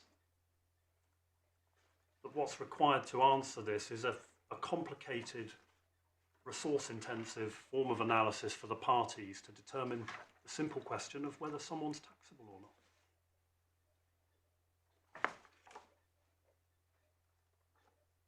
I don't think they answered the specific question at paragraph 13. Maybe they just ducked it and they thought it was too difficult. They haven't been explicit, have They they? haven't been explicit, but what they haven't done is provided support for my learned friend's proposition that one has to do what was done in the Isle of Wight cases. But if that is what happened, it came back, and after it had come back from this European decision, there was a detailed analysis. Yes, that Nobody wasn't- said, aha, paragraph 53 means it's the end of the story. We don't need to do anymore. No, no one said that, but no one said you do need to do that, so please provide all this evidence. So, One would have thought that if anyone had thought that paragraph 53 was the answer, they'd certainly put it forward because it would have saved a huge amount of time and money. well, this is also before rank, my lady. Okay. So rank having expressed the consequences of breach of fiscal neutrality, one does, in my submission, have to read this in the light of the subsequent authority. Okay. So had rank been available at the time, there might have been the approach taken by the respondents in this case, which is we've proved actual competition. We've proved, therefore, the general rule that this gives rise to distortion of competition.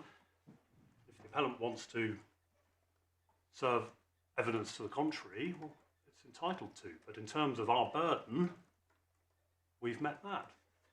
Then paragraphs 44 all the way through to 52 are really about the question of local market against national market.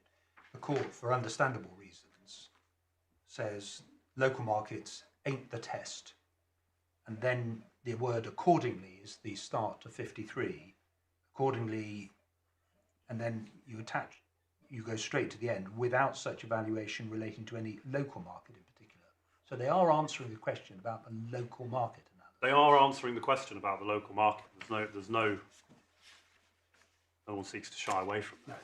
But the consequence of the answer on local markets is what? That they're not trying to make it harder more complex. They refer to the complexities and uncertainties caused by looking at local markets. Paragraph 46. You don't look at the local market in contradistinction. You look at all bodies governed by public law who are either taxable or non-taxable, which is almost, I think, another way of saying you've got to look at all those subject to a national tax regime. It's just, isn't it, sort of taking you back to the national market, or however you define it, whether it's England or Wales, perhaps doesn't matter for these circumstances. In my submission, it's taking one back to the activity at a higher level than looking at these what-ifs of might happen if people change prices, etc. Right now, I mean, again, you can never tell with the European Court, and there's so many judgments are negotiated rigorously, but they might have simply said the question between the distinction between national and local is just irrelevant. That's not the way you look at it. You've just got to look at the activity in a generic sense. So forget issues of competition law, which was squarely raised in front of them, paragraph 13 of the Advocate General's opinion. Well, there's got to be some confinement of the jurisdiction you're considering in my submission. So it's not entirely in a vacuum. And all they've said is don't look at it in a localised way, look at it based on the activity as such. That's what the court says. Or Yes, the it's activity answering which the is question. taxed, so that, those people who are subject to the tax, And those people who aren't, or who would not be, or were they who exempt? would not be. Yeah. So, At all events, I understand the point. Yeah. It's not the way the Court of Appeal or the tribunals examined it when they got back from this case. there is in my submission nothing to support that one has to apply the same tests that one would in competition law to this question of whether someone is taxable on a given activity. It's public resource, as the Advocate General alluded to, that's got to be expended in whatever sums they are to try and answer this question. And if it can be answered in an objective way, reference to the fundamental driver of fiscal neutrality, then that, in my submission, has a lot to be said for it, as the Advocate General recognised. The alternative is Isle of Wight type expert evidence, what people might do and what they might not do,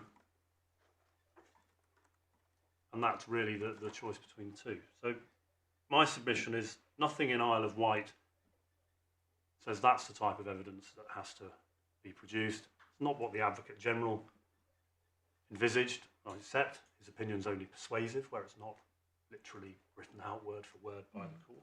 You do have to ask yourself what the directive intended to achieve by referring, on the face of it, to competition law principles that would engage that sort of analysis. I mean, I think you say essentially look at rank for the answer. Yeah, or look at the principle of fiscal neutrality for the answer, as opposed to importing competition law over the top, because I don't practice in competition law, but I'm not aware that fiscal neutrality as a concept drives anything to do with it. If that is the driver for this analysis, then one's looking for breaches of fiscal neutrality, really, as the base point, rather than carrying out this kind of exercise. So starting again, the people writing the directive would perhaps refer to fiscal neutrality rather than competition. They've chosen to refer to competition. Yes, they've chosen to refer to competition, but it's clear that the reason behind that provision is to avoid breaches of fiscal neutrality. Fiscal neutrality is part of the principle of competition for VAT, hence rank. Yeah. So using the word competition in my submission doesn't take the analysis much further when one has the underlying analysis. This is mainly about fiscal neutrality and doing the least damage to it. We just stand back. Fiscal neutrality is about ensuring that those who are in a comparable position are subject to the same cost base because they've got the same charges built into their cost structure, the tax. So if you remove one person from within the cohort of taxable person from tax, there is a real risk you're going to distort competition. Their cost base is different. Ergo, you say you can only remove them if that removal would lead to a less than significant distortion. So they're connected, and fiscal neutrality is a perfectly sensible way of describing competition in a market subject to tax. So aren't we only saying fiscal neutrality is a very sensible starting point, because when you remove it, you risk creating a distortion. Ergo, you only grant the exemption if you can establish that there's not going to be a significant distortion. Yes, but then it's how one does that. Exactly. So if my submissions are accepted, one does it on the rank basis as the FTT and the Upper Tribunal did, and as the Upper Tribunal said in Loughborough. That is what's been hitherto the approach since rank, Isle of Wight being before rank, or it's the type of analysis my learned friend and my lord were discussing of switching and matters beyond my general understanding, simply to answer what is supposed to be a relatively simple question of whether someone is a taxable person or not for an activity, at which the state, as I understand the competition proceedings, people tend to throw rather large sums at these proceedings because it's their commercial bottom line that's impacted by those types of provisions, and one's asking the state to engage in a similar activity just to show that there hasn't been a more than negligible breach of competition. That's what the Advocate General said. The counterfactual was a good thing for the analysis of simplicity. So my learned friend relied on National Roads Authority. That, in my submission, doesn't change any of the principles.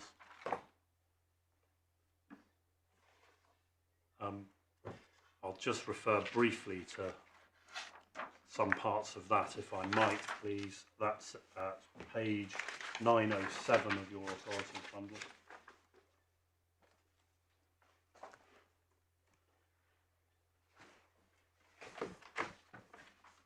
One has to have regard to the factual basis. I should have said that's volume 3. Mm-hmm.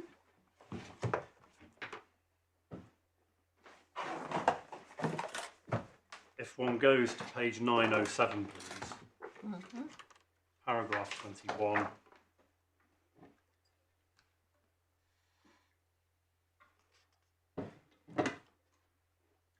The revenue authorities had argued that in the light of Isle of Wight, second subpara of Article 13.1 must be interpreted as meaning that a distortion of competition is presumed to exist even where they don't compete with each other.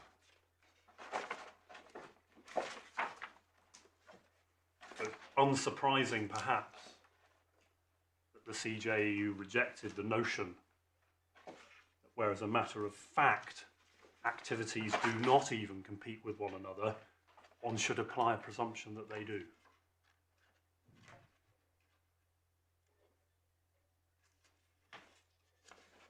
One sees the facts from paragraph 23.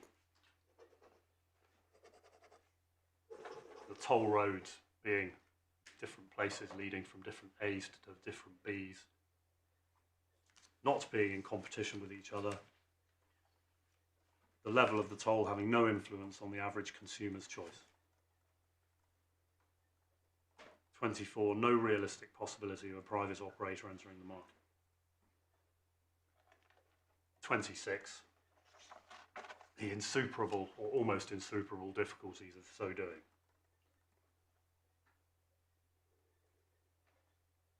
27, failure to show even a realistic possibility of a private operator entering.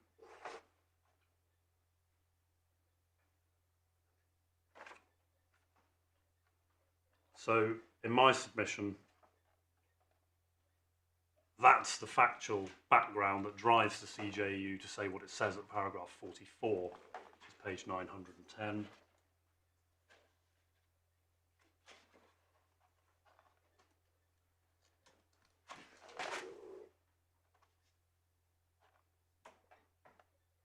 Mere presence of private operator on the market, etc., can't demonstrate the existence of actual potential competition. What about 39, 40? The assessment involves an assessment of economic circumstances, Yes. evaluation of a market, examining actual potential competition, possibility of entry, real not hypothetical. Really, 42, it's a question of fact. Yes, well, 42, one notes is disjunctive. So one can have a matter of fact that might prove it, one can have objective evidence, or one could have analysis. No requirement for that to form a triptych or... But what about, 40, an assessment of economic circumstances. It's as broad a statement as one could possibly make to be... Of course, one has an economic assessment, but an economic assessment is met, in my submission, if you apply rank and there's a breach of fiscal neutrality, and that is presumed to lead to a breach, a distortion of competition. That is an economic assessment. It's not saying a detailed economic assessment, detailed analysis, or anything like that. So it's not overturning anything that's been said in rank or the Isle of Wight about fiscal neutrality and presumed competition. In my submission, it's just making the common sense point that where in fact there is not and could not be competition on the facts, one can't just point to private operators and say, well, there you go, that's enough.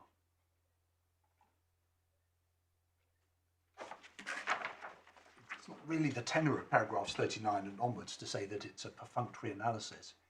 They seem to be assuming a reasonably detailed analysis of economic context, including, as case law suggests, the counterfactual.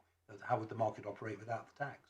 They're doing so in a context where it's accepted as a fact that there is no competition. So they're trying to remind, in my submission, of the basic principles that apply, and that you can't allow a presumption to turn over a fact that there is no competition at all, or no potential competition at all. And they're saying if you're going to do that, you actually do need some fact, objective evidence, or analysis. You're not required to carry out a detailed analysis.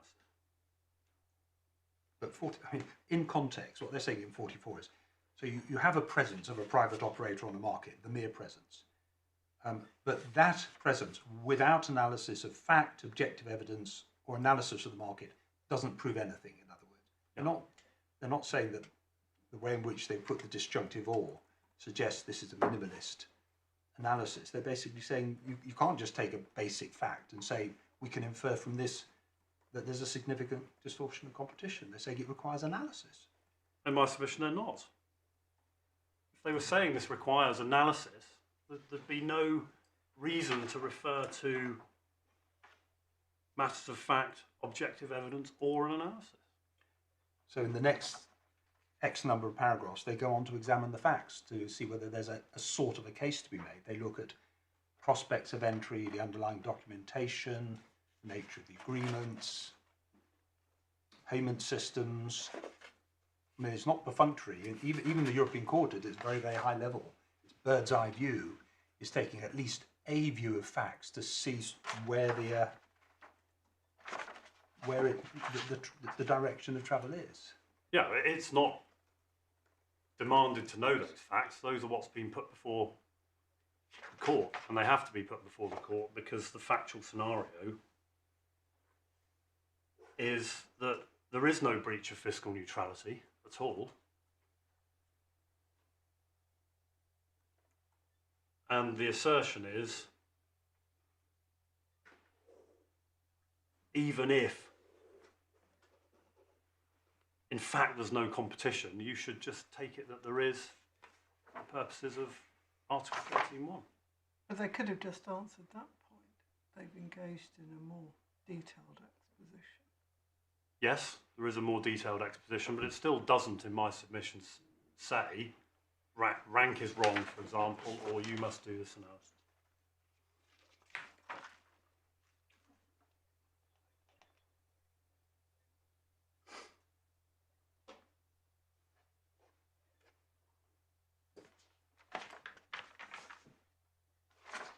taxa Torringham that my learned friend relied on in my submission also doesn't take the matter any further.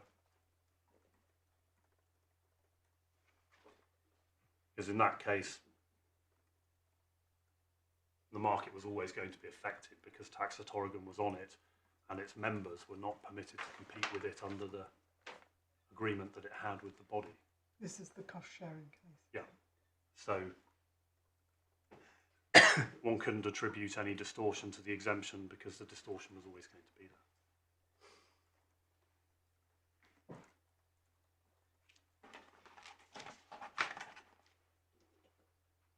I've effectively made my submissions on Achilles in terms of the relevance of that.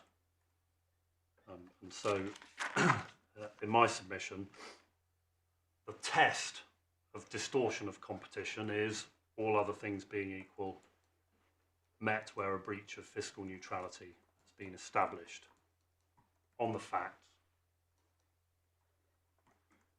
by reference to the activity as such on a national market. Could you repeat that? Met where the breach of fiscal neutrality has been established on the facts by reference to the activity as such on a national market.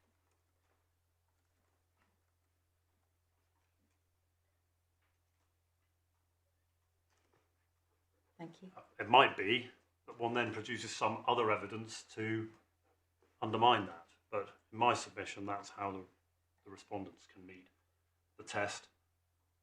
Has the benefit of relative simplicity on which guidance for each limb has been given, preserves legal certainty and fiscal neutrality, as both the Advocate General and the CJEU were at pains to preserve.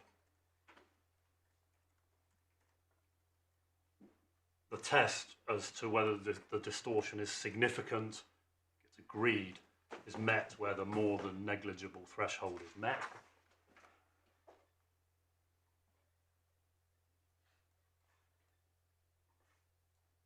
And that is a deliberately low threshold in my submission in order to do the least damage to the principle of fiscal neutrality and ensure people are brought back into tax who should be in.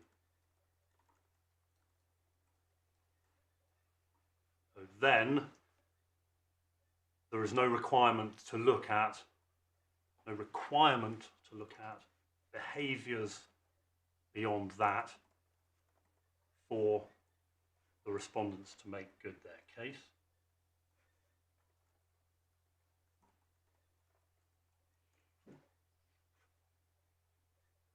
There's no clear establishment of that test for which my learned friend contends in the authorities. It's a potential gloss on the test as opposed to the wording of the test. And in my submission, it can be too narrow. So if one asserts, I enjoy a tax advantage in a given market, but I don't change my behaviour, ergo competition's not distorted. But the CJEU has already observed that mere presence on the market of someone with such a tax advantage is liable to discourage potential competition. Sorry, can you give us the reference for that? Is that? Yes, that is Isle of Wight, paragraph 62. Thank you. In the context of off-street car park. So it's the very presence of someone with that tax advantage on a market, the ability to deploy such an advantage, that alone can lead to... As you say, it's specific to off-street car parking, but that is the context of that case.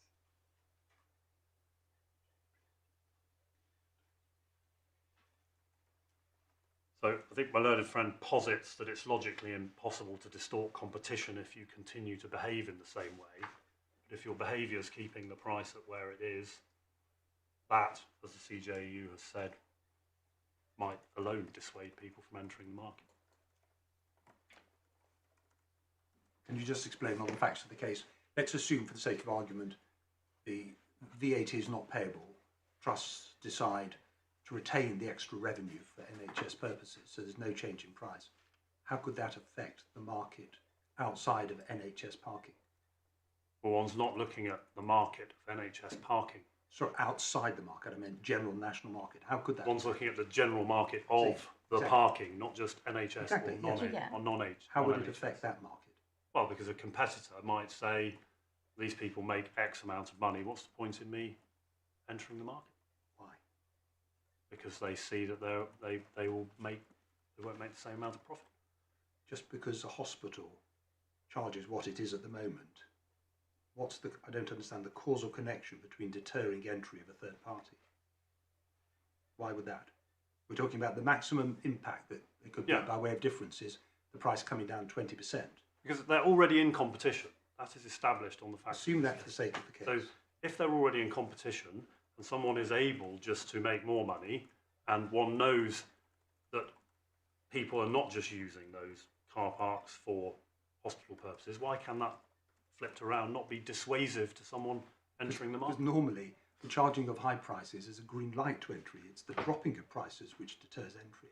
If you see high profits, a third party says good investment opportunity. It's when prices are lowered that you deter entry, not when they remain high. It's well, my lord referred to base costs as being, for example, part of what one would look at in competition. And in this scenario, one's got you are effectively incurring lower costs as the trust because you have the 20% VAT, if that's what you... All right, assume that's correct. I still don't understand why that has any impact upon third-party entry. Basic economic proposition is high prices encourage entry, low prices deter them. In my submission, that's too basic an analysis. It can't just be high prices. It's got to be what one's costs are, what one's opportunity costs are. And if one's opportunity costs are not reflected by those high prices, then that's capable of affecting the analysis. How? How does a third party saying, okay, NHS operators have a different cost structure to me, and I can see they're maintaining their prices, why would that affect my investment decision as a third party wishing to either enter or expand? I'm just trying to understand the causal connection in logic, never mind economics, because just the basic logic. Because the effect is that I have a smaller piece of the pie at the end of the day, whichever one looks at it. I either Why do you have a can't smaller keep piece my of pie? 20% because I'm accounting for VAT, or I can. But your calculations, a private operator will look at the financial return he can get from entering the market. If the hospital do not change their prices, then the private operators' financial returns in principle are unaltered. Why is the private operator put off by happening to know that the hospital has lower costs than it might otherwise have? Because the lower costs are reflected in, and only in, by the VAT. Yeah, yes, and what's the causal connection between that and the investment decision of the third party? So the third party effectively has higher costs than the other person in the market. That's distortion. But that doesn't prevent the third party from coming into the market. The only thing, surely, that prevents the third party from coming into the market is thinking that there is the potential for the NHS Trust to reduce prices and therefore undercut them. Yeah, and I said prevention. But it's that potential. Yeah, prevention is not what I put my case on, because one's looking at whether it be liable, for example, to dissuade someone from entering the market. So that's assuming that you're not with me on the rank test and everything else. What is the test one looks at? Is that the test behavioural? If it is, how does one establish it? And how is that effectively good for legal certainty?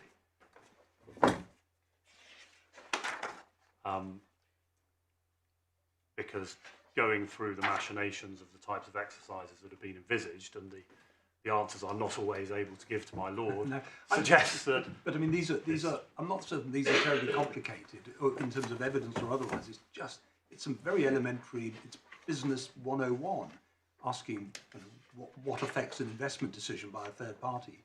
You look at the market and say, can I make a reasonable return on capital? And if you see that one hospital is keeping its prices up, you generally think, jolly good, market prices are high, that encourages entry. So I can actually keep my prices at or slightly below that level with whom I'm in competition and take market share away from them. High prices don't deter, they encourage. Well, Just as a matter of, it's absolutely, it depends on what level we actually have to analyse this. If you have to go beyond that and analyse it at an even more fundamental level without regard to any of this, then I can understand your argument. If you're saying you have to come down even one notch to some elementary level of economics or business practice, even a broad level one, then I'm struggling. No, and I accept that. And the essence of my argument is that when once one's into that analysis of what someone's behaviour is going to be, that is A, not good for legal certainty, and again amounts to one being able to effectively write one's treatment based on the same submissions I've already made, which is, well, I say I'm not going to do this, and then if that happens later on, do we have to go back and look again? Yeah. I mean, it's very helpful. I'm not being critical. I'm just trying to work out, because there are multiple levels at which the analysis could take place. There's your level. There's, if you like, a broad competition analysis, and there's a more traditional competition analysis. There may be intermediary stages. Yes. But your case is, it is very high level for fiscal neutrality and legal certainty reasons. Yes. Because as soon as you get into another analysis, you have a tax barrister trying to deal with matters of economics. Can I just go back to rank just for a moment? Of course, and see what you say it is authority for. Just looking at 35 and 36, I think you've pointed out 35 refers to as a general rule, but it also talks about, as does 36, I think, identical or similar supplies. 36 says from the point of view of the consumer, and 36 goes on to say which meets the same needs of the consumer. Yes. Can I just ask what you say about that? Because on the face of it, people might be thought to generally park in hospital car parks because they're by the hospital. Well, that's the problem. There's a finding of actual competition here. So when one says, well, people might generally do that, if one looks at the FTT... No, so it's you rely on the car parking finding of the airport car park. No, not just the airport car parking finding. Okay. The actual documents that the FTT recorded, page 119 of the core bundle. It might be said that if, and it's a very, very big if, I understand that, we concluded that the Upper Tribunal and FTT's analysis or approach was wrong, then any conclusions that they arrived at on the basis of that approach might not be reliable. Well, one's meshing there in my submission findings of fact with what that's applied to. If you find a fact on the basis of an incorrect approach to the test of competition, it might not add up to very much. Well, the test of competition in my submission is not an issue. Okay, can I just be clear which findings in so particular if one looks at page 119, one has paragraphs 18 through to 22. Thank you. But that's when one looks at 64, the references are, as you say, 18, 20, 22, 25 and 27. Yes. So I don't just rely on that 27 airport parking, I rely on documents such as those relied on by the appellant saying it must be remembered you're in competition with alternative car parking facility. That's 22.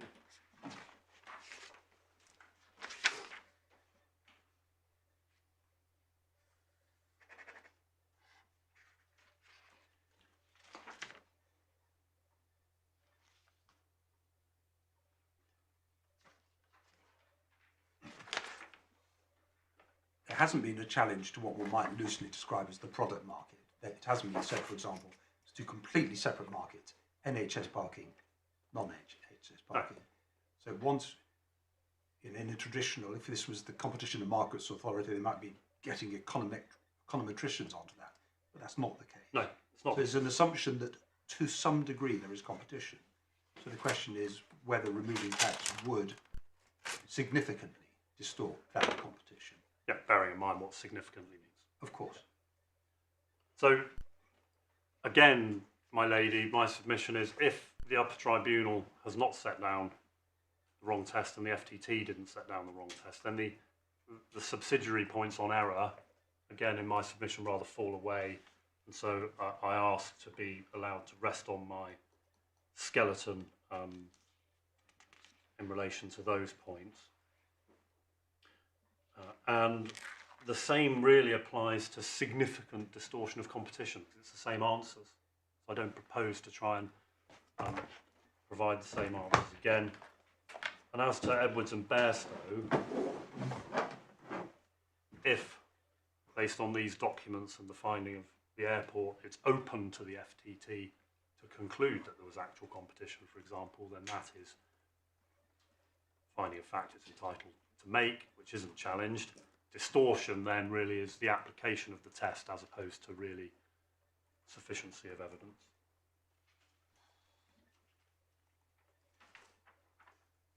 Can I just... Sorry, on distortion, your Yes. point is what again? Do you just repeat that? on distortion... Yes, you just made a further point. I didn't quite capture what you just said. The distortion is effectively, for Edwards and Bairstow, Yes. whether the test was properly answered because of how we say it can be met in law, as opposed to the traditional factual analysis of are we within Edwards and Bairstow. So it's, Right, thank you. in my submission, it's not really an Edwards and Bairstow case. Just one factual matter that's been brought to my attention, please. That is in the supplementary bundle, paragraph 3. Sorry, supplementary bundle, Page 3, forgive me. page 3, thank you. So this is the income generation guidance.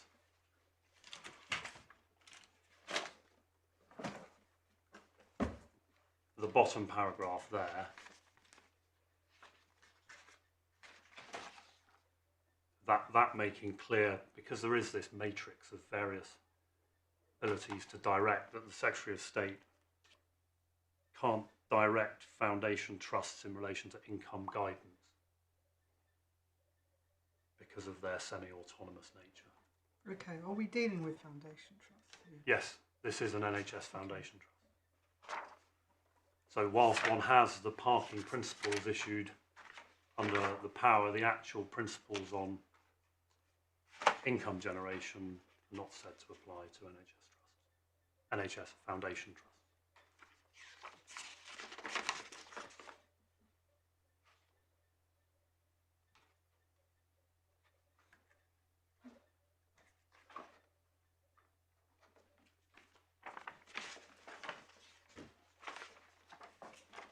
Unless there's anything else that struck my ladies or my lord, those are my submissions.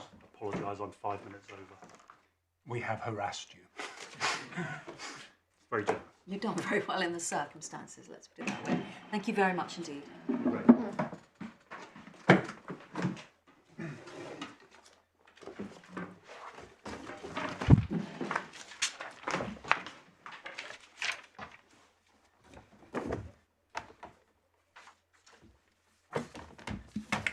Mr. Firth.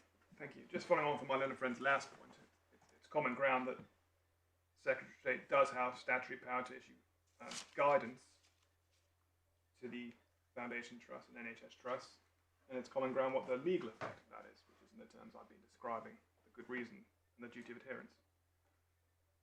And that is the combination of the two, as I've said throughout, which forms the basis of me saying that the conditions we operate on is different to the conditions of a private operator.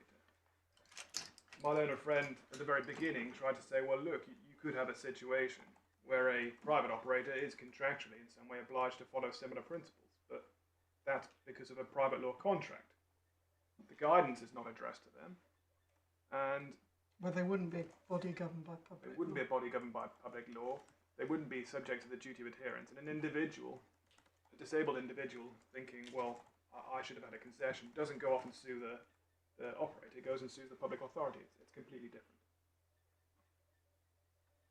My second point is, I actually wasn't aware this all came down to the language. Had I known, maybe I'd have looked in a different direction, but it turns out it's the difference between should and must. Well, angels dancing on the heads of pins comes to mind, and I won't take you back to it because I did this in detail at the beginning, but you'll remember that certain parts say should, and certain parts say should consider. Where this distinction between should and must having some fundamental difference comes from, I don't know. I think when you turn up to the administrative bench of the High Court, if it says should, that's going to be interpreted in the way it means. So in my submission, there's no difference. Even if it said must, it would still be the good reason duty of adherence.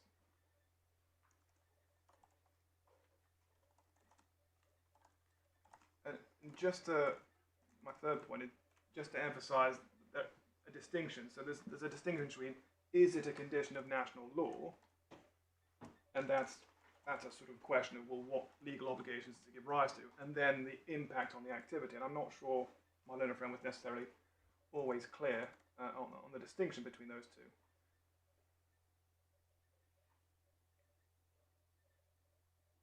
And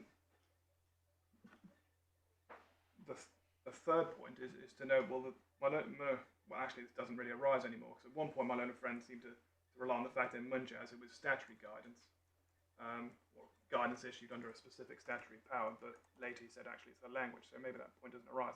My only point was that the effect of statutory guidance in that case was the same as the guidance we're dealing with. Fourth point is, it goes back to the point my Lady Justice Falk raised, which is we're applying autonomous meanings here. And if, that's why we're looking at substance and not form, if the overall effect of the public law regime combined with the duty, combined with the guidance is, you must act in a particular way unless you've got a good reason to. Applying an autonomous meaning of what it means to have a national legal condition, how does that legal obligation, which, as the Supreme Court said in Hamati, can be enforced by individuals in the courts, not satisfy that test?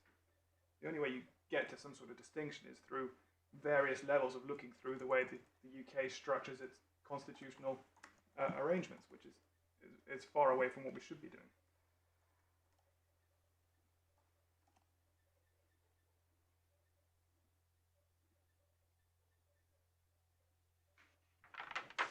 My learned friend made a bold submission that you cannot rely on the same matters to show both that you are a public body and that in this particular case you're acting as a public body.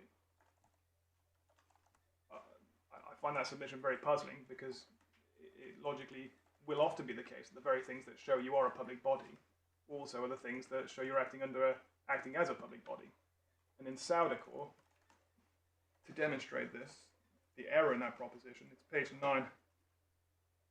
900, please, in your third authorities bundle.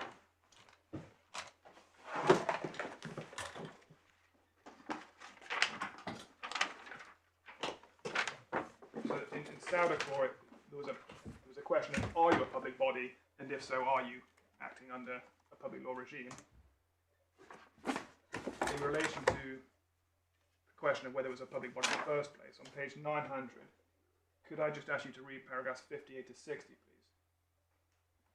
58 to 60. Yes, please.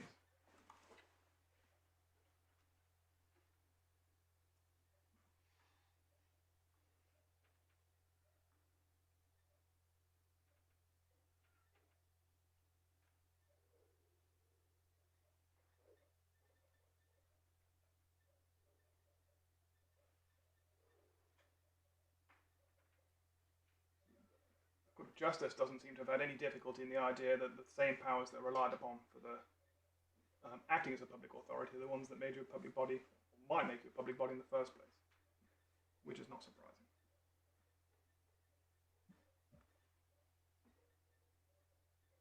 I think it's my seventh point. Re-emphasise again, it's not the duty of adherence alone. I'm not saying that's enough. I think I've tried to make it clear throughout that it's that plus the fact that we have guidance in this case affecting this particular activity.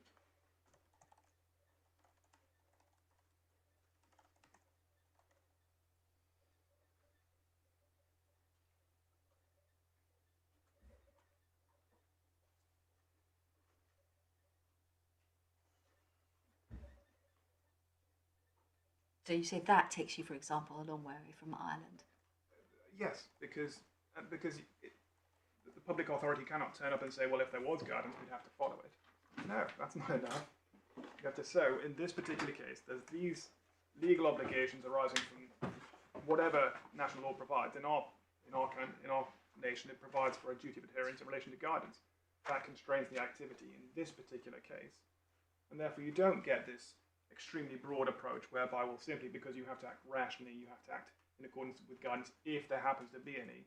That alone is enough. It's the combination of the two that gives you those legal obligations, and it's those legal obligations, which are the national law conditions, how you get to them through your various member state constitutional processes, is not relevant. That's the form, that's the structure, the substance is the end result, which is legal obligations enforceable by individuals. I note, my 8th point, that HMRC's argument in this respect is entirely results-driven. The argument was along the lines of, well, too many activities would be carried out as public authorities, and therefore we should reject it. But I made that point yesterday. You can't start with a proposition that, well, we mustn't have too many people, too many public authorities acting as public authorities, because that's not how you interpret an exclusion from VAT.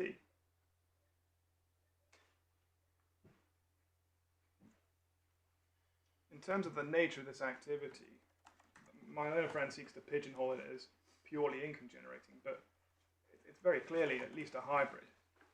The principles all talk about the need to provide access to a hospital, which is plainly true, and plainly part of the Secretary of State, the Department of Health, fulfilling the basic functions of providing access to a hospital. So this idea you must be in one or the other is wrong. The same activity may be doing two things. It may be generating income and fulfilling your obligations to provide a convenient access to the hospitals for users of the hospitals. And frankly, that's very clear. That's what this is doing.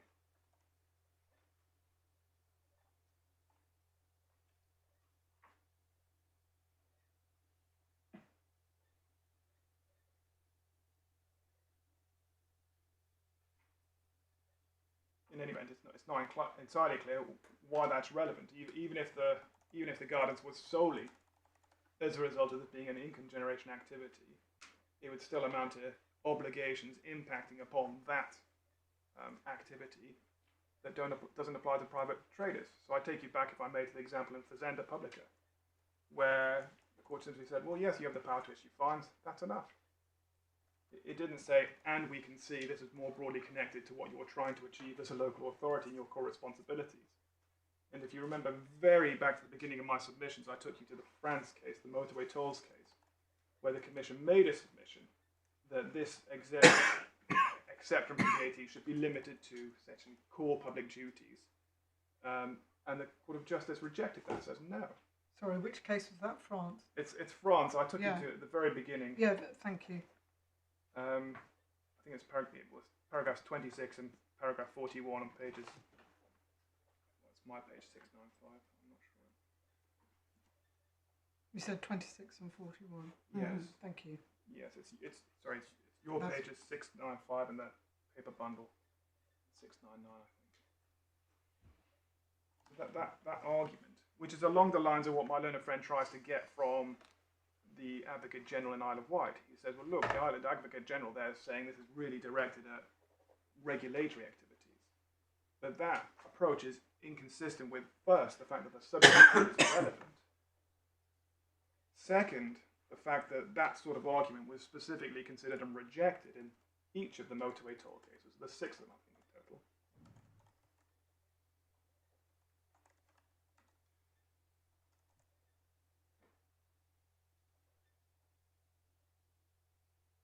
It's also inconsistent with the resultant fazenda for the reason I've given. There's no suggestion there that this is some sort of regulatory off-street car parking on private land.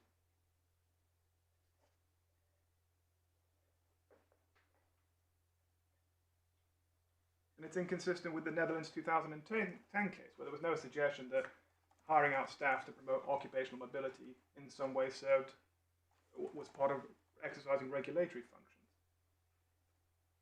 So that argument, that interpretation of the Advocate General opinion is simply inconsistent with everything, well, those various things I've just pointed to.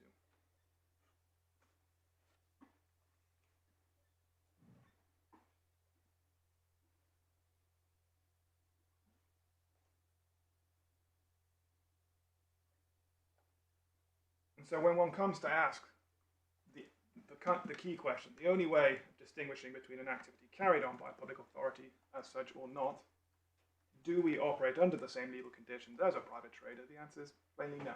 My learned friend doesn't actually address you in direct terms as to why we are different in terms of the national legal conditions. He has to deny the legal obligations we're subject to deriving from public law or legal conditions at all. Briefly on purpose, I think there was I submit, with respect, there was a confusion in my learned friend's submissions between interpreting a provision of VAT consistently with its purpose, which is why I sought to derive a purpose, and saying that the purpose of the activity pursued is relevant to applying the substantive provision, whatever it is. It's trite, I would suggest, that we must always look at and consider the purpose of a provision when interpreting it. Countless examples where the Court of Justice has told us that. What I sought to do is to say, well, this is trying to do something. It's conferring an exclusion from VAT. Why is it doing that? We know in relation to the medical exemption, for example, the Court of Justice has told us it's to reduce the cost of medical care for users, conferring a benefit on the users. My proposition was, well, that doesn't apply here because this is not directed at particular activities. As I won't go to any length. Essentially, you end up saying, well, it's actually directed at the public authority, and therefore the benefit, the purpose is the benefit. The benefit is directed at the public authority. Why? Well, presumably to maybe generate more income to spend on public authority goods. That then assists you in interpreting the various provisions, in particular when you get to distortion of competition. If you say, well, the fact that you've got more income is a distortion of competition, which is my learned friend's argument, well, you've just neutered the exception. You've ended up with a situation which is the logical consequence, and I'll come to in a moment, that you can never fall outside of this. I'll put that to one side, that's the distortion of competition, but just to be clear on the difference between the purpose of the provision and the purpose of the activity.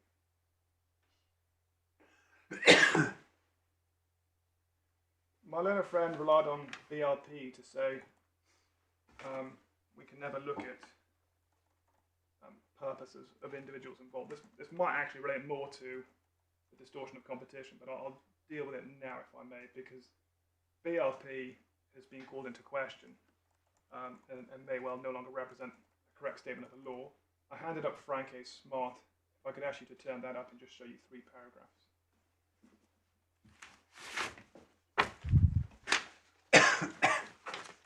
On page 113 of the report, paragraph 41.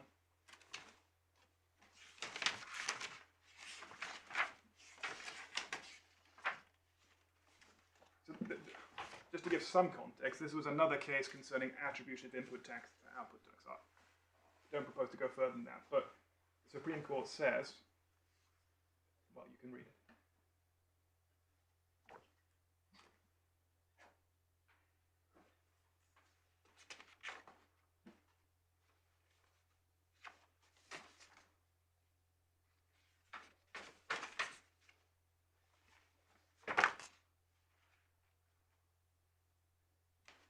And the other 2 paragraphs are 69 and 70, which end, I mean, maybe these are things the court wants to read at another time, but the final 2 sentences at 17 is, this may involve HMRC in more investigations than the CGJEU envisaged in BLP, but this supervision of the subsequent use of the raised funds with which the services were associated seems to me to be an inevitable consequence of the Court of Justice interpretation of the directive.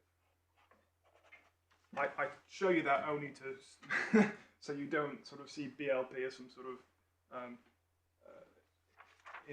immutable authority. It's being called into question. It's not right in certain respects. And in fact, there's other cases that consider that in detail. I don't think we need to.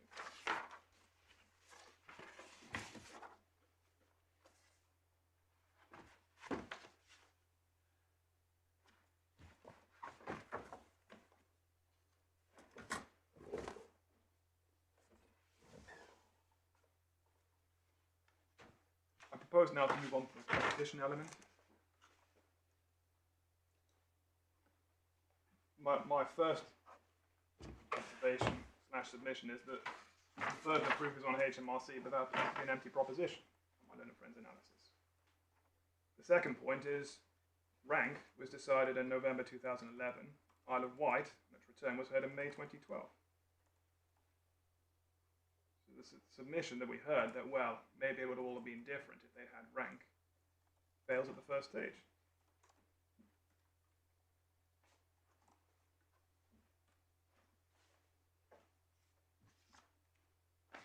(2012) for which level does it win? So it's page 190 of the authorities bundle. This is the return. So after the Court of Justice has ruled, this is the detailed analysis of upwards and downwards pressures and price. So it's page 188. Okay, I was just clarifying. It's the you're talking about the FTT. Yes. So even before the FTT, so not just before the Court of Appeal. And Yeah.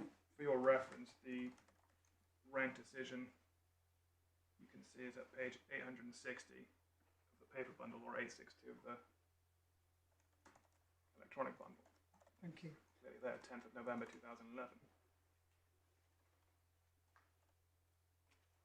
And the notable thing about my learned friend submissions is not just that the effect is not just that Isle of Wight, as done in 2012, 2014, 2015, is an alternative approach.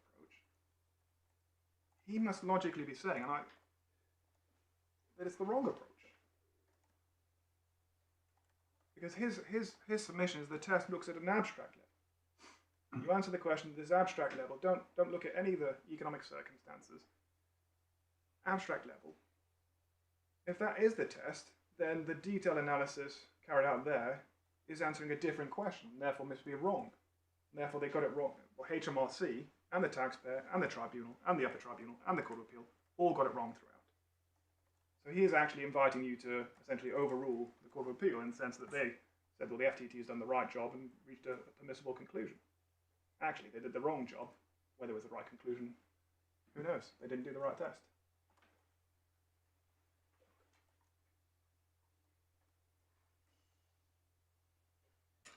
My third point in relation to distortion of competition is that the first tier tribunal never said or decided that in the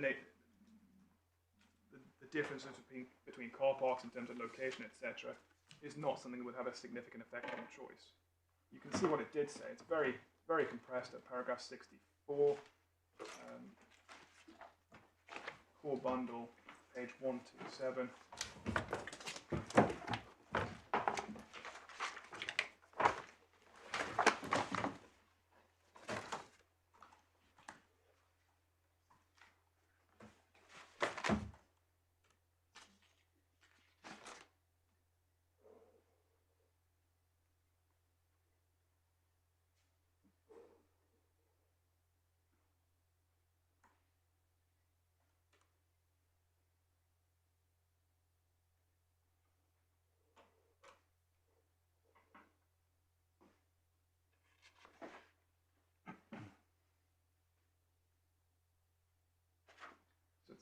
It's not answering that question. And the rank test says, well, not only must they be similar, so by definition, in the second part, we've got something that's similar, but the differences must have no significant effect on the consumer choice, which takes matters further. You can have things that are similar, car parks might be similar, but the difference in location probably will have a very significant effect, and that just wasn't part of the findings. So to say that point's been decided against me, in my respectful submission, is wrong.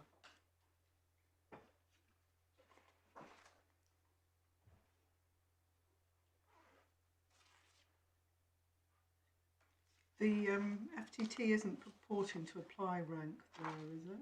I don't think so. No, it doesn't I refer can't to see it. a reference to it. No.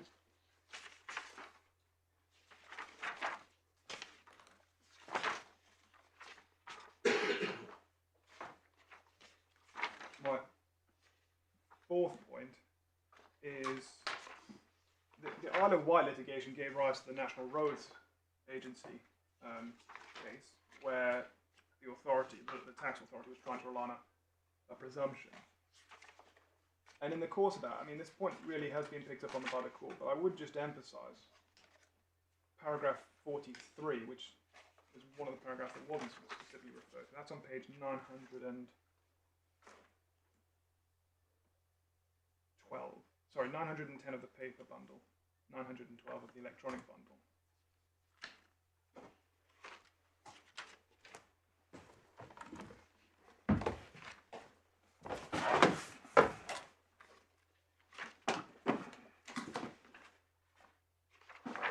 At the very end of 43, which is not really different to what the court's already picked up in the earlier paragraphs, but it does say in terms of the different treatments of those activities for VAT purposes leads to a significant distortion of competition, which must, not may or could be assessed, but must be assessed.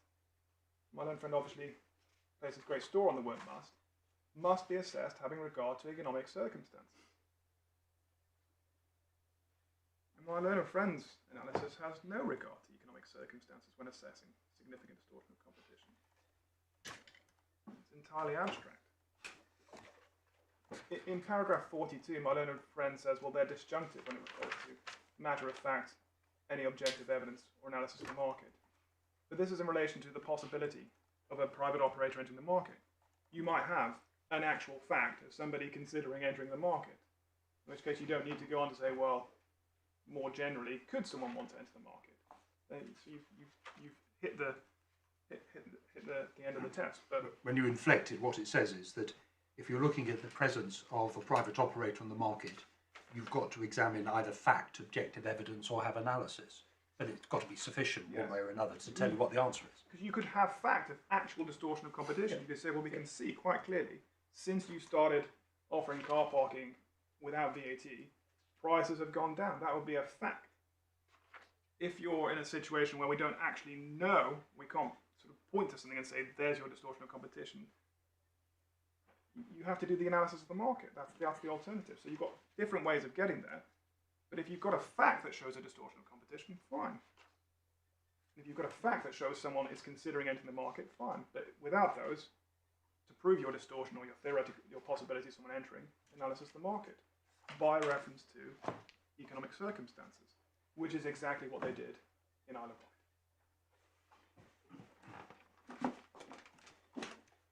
Can you just help them on this? With one of the things which is perhaps not clear is, let's assume you're right that some economic analysis is required. How deep an analysis is required? Would you require the sort of analysis you get in a competition case, or is something more broad brush required, some more slightly less detailed? Or is the answer it's that which is sufficient to work out what is a distortion or not? It's whatever's sufficient to work out a distortion in terms of considering the situation pertaining in the market with and without The counterfactual. Yes. And how you do that will depend on the case, but it's HMRC's burden to show that with non-taxation there'll be a distortion. So it'll depend upon what they say the distortion is as to how you then go forward and analyse that. So sort of HMRC make the running on what the distortion of competition is, and that if it's well, we can clearly see that this happened in that market, and you can extrapolate that, then you'll look at that. Or if it's actually, well, thinking about this in economic terms, we can see pressures on price are upwards and downwards, and they're going to fall out about here, which is what happened in Isle of Wight. So it'll depend on what distortion of competition is alleged, but you need to have an allegation of a distortion of competition that needs to be particularised in terms of this is the effect on the market with and without, and then you can decide. So it's in almost every case you're asking, what would the impact on the market be of pricing which might reduce by up to 20%? Well, first question is, would it be reduced? Yeah, of Second, course. So the question is, what that's your would the broad effect assessment. of- yeah. So the question, would it be reduced? If so, by how much? Who are you thereby affecting, which could impact on consumers, impact on rivals? Yep. And that means you take account of proximity, the extent to which consumers are price sensitive. They may not give tuppence about the difference between 40 pence or 60 pence or 80 pence over a couple of hours. Yes. But that's the sort of, I mean, it would be a fairly standardised analysis in most cases. It is always, you start with the premise that you take 20p off, 20% off, and then you're asking in the market, what does that mean for reduction in price? How much? And to what extent are consumers sensitive? Yes. That would be the sort of analysis in almost every case. Facts would be different, evidence would be different. Yes, and that's the analysis they did in Isle of Wight. It's what they did in Isle of Wight. And as Mr. Watkinson would have it, you'd start also by the question of whether a player, let's put it that, in the market who is not subject to VAT, the very existence of them causes a distortion because it deters other third parties from entering that market. Yes, so that if that was demonstrated that actually this effect, this non-taxation would dissuade people from entering, then fine. But you would have to work that through and say, which is my Lord's conversation with my learned friend, which is, well, we have to work out why they're dissuaded. If prices are going to stay the same, then their own activity is going to result in exactly the same profit whether you're taxed or not, isn't it? And therefore, how is it dissuading you? Really, the dissuasion would be expected to come, if not from the immediate downward pressure on price, but the risk that over time there may be a downward pressure. But if you haven't demonstrated either an immediate and actual downward pressure or the possibility, the worry about that happening over time, then you haven't dissuaded anyone, because their economic activity will produce exactly the same profit it would have done whether we were taxed or not. I realise my time is pretty much up. I think I have 2 points. One is to raise the rhetorical question of what exercise did HMRC envisage? It seems to be nothing more than writing down on paper that there was competition, non-taxation produces a distortion of competition, therefore there's a distortion of competition. What more does this analysis involve? What economic assessment? Or any assessment at all? And that also means you can't assess significance because you haven't actually identified any distortion of competition. You've identified, all you've done is say a test is satisfied. To assess significance, you've actually got to know what it is and assess whether that's significant or not. And that is predicated on a particularisation of the distortion. Exactly, because my learned friend at no point said, well, in fact, it was when my learned friend said, he gave his statement of what the test was. Yes, test of distortion of competition, all other things being equal, is met where the breach of fiscal neutrality is established on the facts by reference to activity on such a national market. I mean, what is the distortion? You're saying there is a distortion of competition. You're saying the test is met within that, but you're not saying what the distortion is. You're presuming something without telling us what you're presuming, which actually leads into my final point: is we still have an impossible test. There is nothing Mr. Watkinson was able to point to say, well, if you disprove that with evidence, you won't be the distortion of competition. And the difficulty and possibility is emphasised by the fact that you're not allowed to carry out an economic assessment of actual circumstances, and you're not allowed to consider what decisions may be made by operators in the market. When you combine all these things together, the presumption, the fact that we're not looking at even the national market by the sounds of it, the fact that we're not allowed to look at decisions that operators, either us or competitors, might take, what on earth, what do I advise the NHS Trust to prove to try and dislodge the finding of a distortion of competition or the presumption? I can't say, well, we're all going to use the income to buy new scanners, because that's our future decisions, impermissible. So what else does Mr. Watkinson envisage, or HMRC envisage, that we might prove? And the answer is nothing, as far as I can tell. And in effect, in reality, it places the burden on you. It does. It does.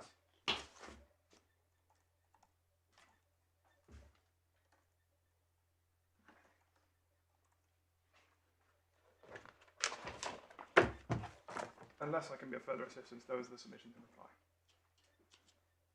Thank you very much indeed. Thank you to both of you for your very helpful submissions on this interesting and very difficult question. And also thank you, and I apologise for the inconvenience and the disruption yesterday. Thank you for dealing with this matter within a sensible time frame nevertheless. As you may imagine, we reserve our judgments. You'll be pleased to know, I think. As you will also both be fully aware, the way in which the matters dealt with in this court is that draft judgments will be circulated, and you will also be fully aware that we take very seriously the embargo in relation to those drafts, so please beware in that regard. You will also know that we ask for your assistance in relation to typographical errors and matters which are clearly wrong in the sense of factually wrong, but please don't try to re-argue any points with us. You'll also know that all of these matters are dealt with on paper, and once you receive the finalised version, well, before that actually, we'd also be grateful for your submissions in relation to consequential matters, also on paper and in short form, and that we will decide those on the papers. Is there anything else that you... My lady, just in terms of the embargo, I came across a draft recently that the wording suggested I'd need permission to share it with my solicitors and their clients. So can I just have permission to share it if that is needed? I'm not sure how it came about in that way. There should be, as Lady Justice Falk points out, I think that a list of persons with whom it is to be shared should already have been lodged, I think, with my clerk or one of the clerks, and that is the list of people who will be entitled to see it. Otherwise, if I give you just blanket authority, that may go wild. No, I will check with them that they're on the HMRC. list before I... Yes, and to the extent that you need, or say that you need to include somebody who is not on the list that has been already or should already have been lodged, then you'll have to seek specific permission and explain who they are and why they need to see it. My lady, in that respect, may I ask permission to send an email in respect of VAT angles? Because they instructed in the first tier and the upper tier, but because they're not solicitors, they don't formally instruct in the Court of Appeal for them to be added to the list of, in addition to the NHS Trust. If I may send an email to that. Well, if you send an email explaining, then we'll decide what course to take. Thank you very much. All right.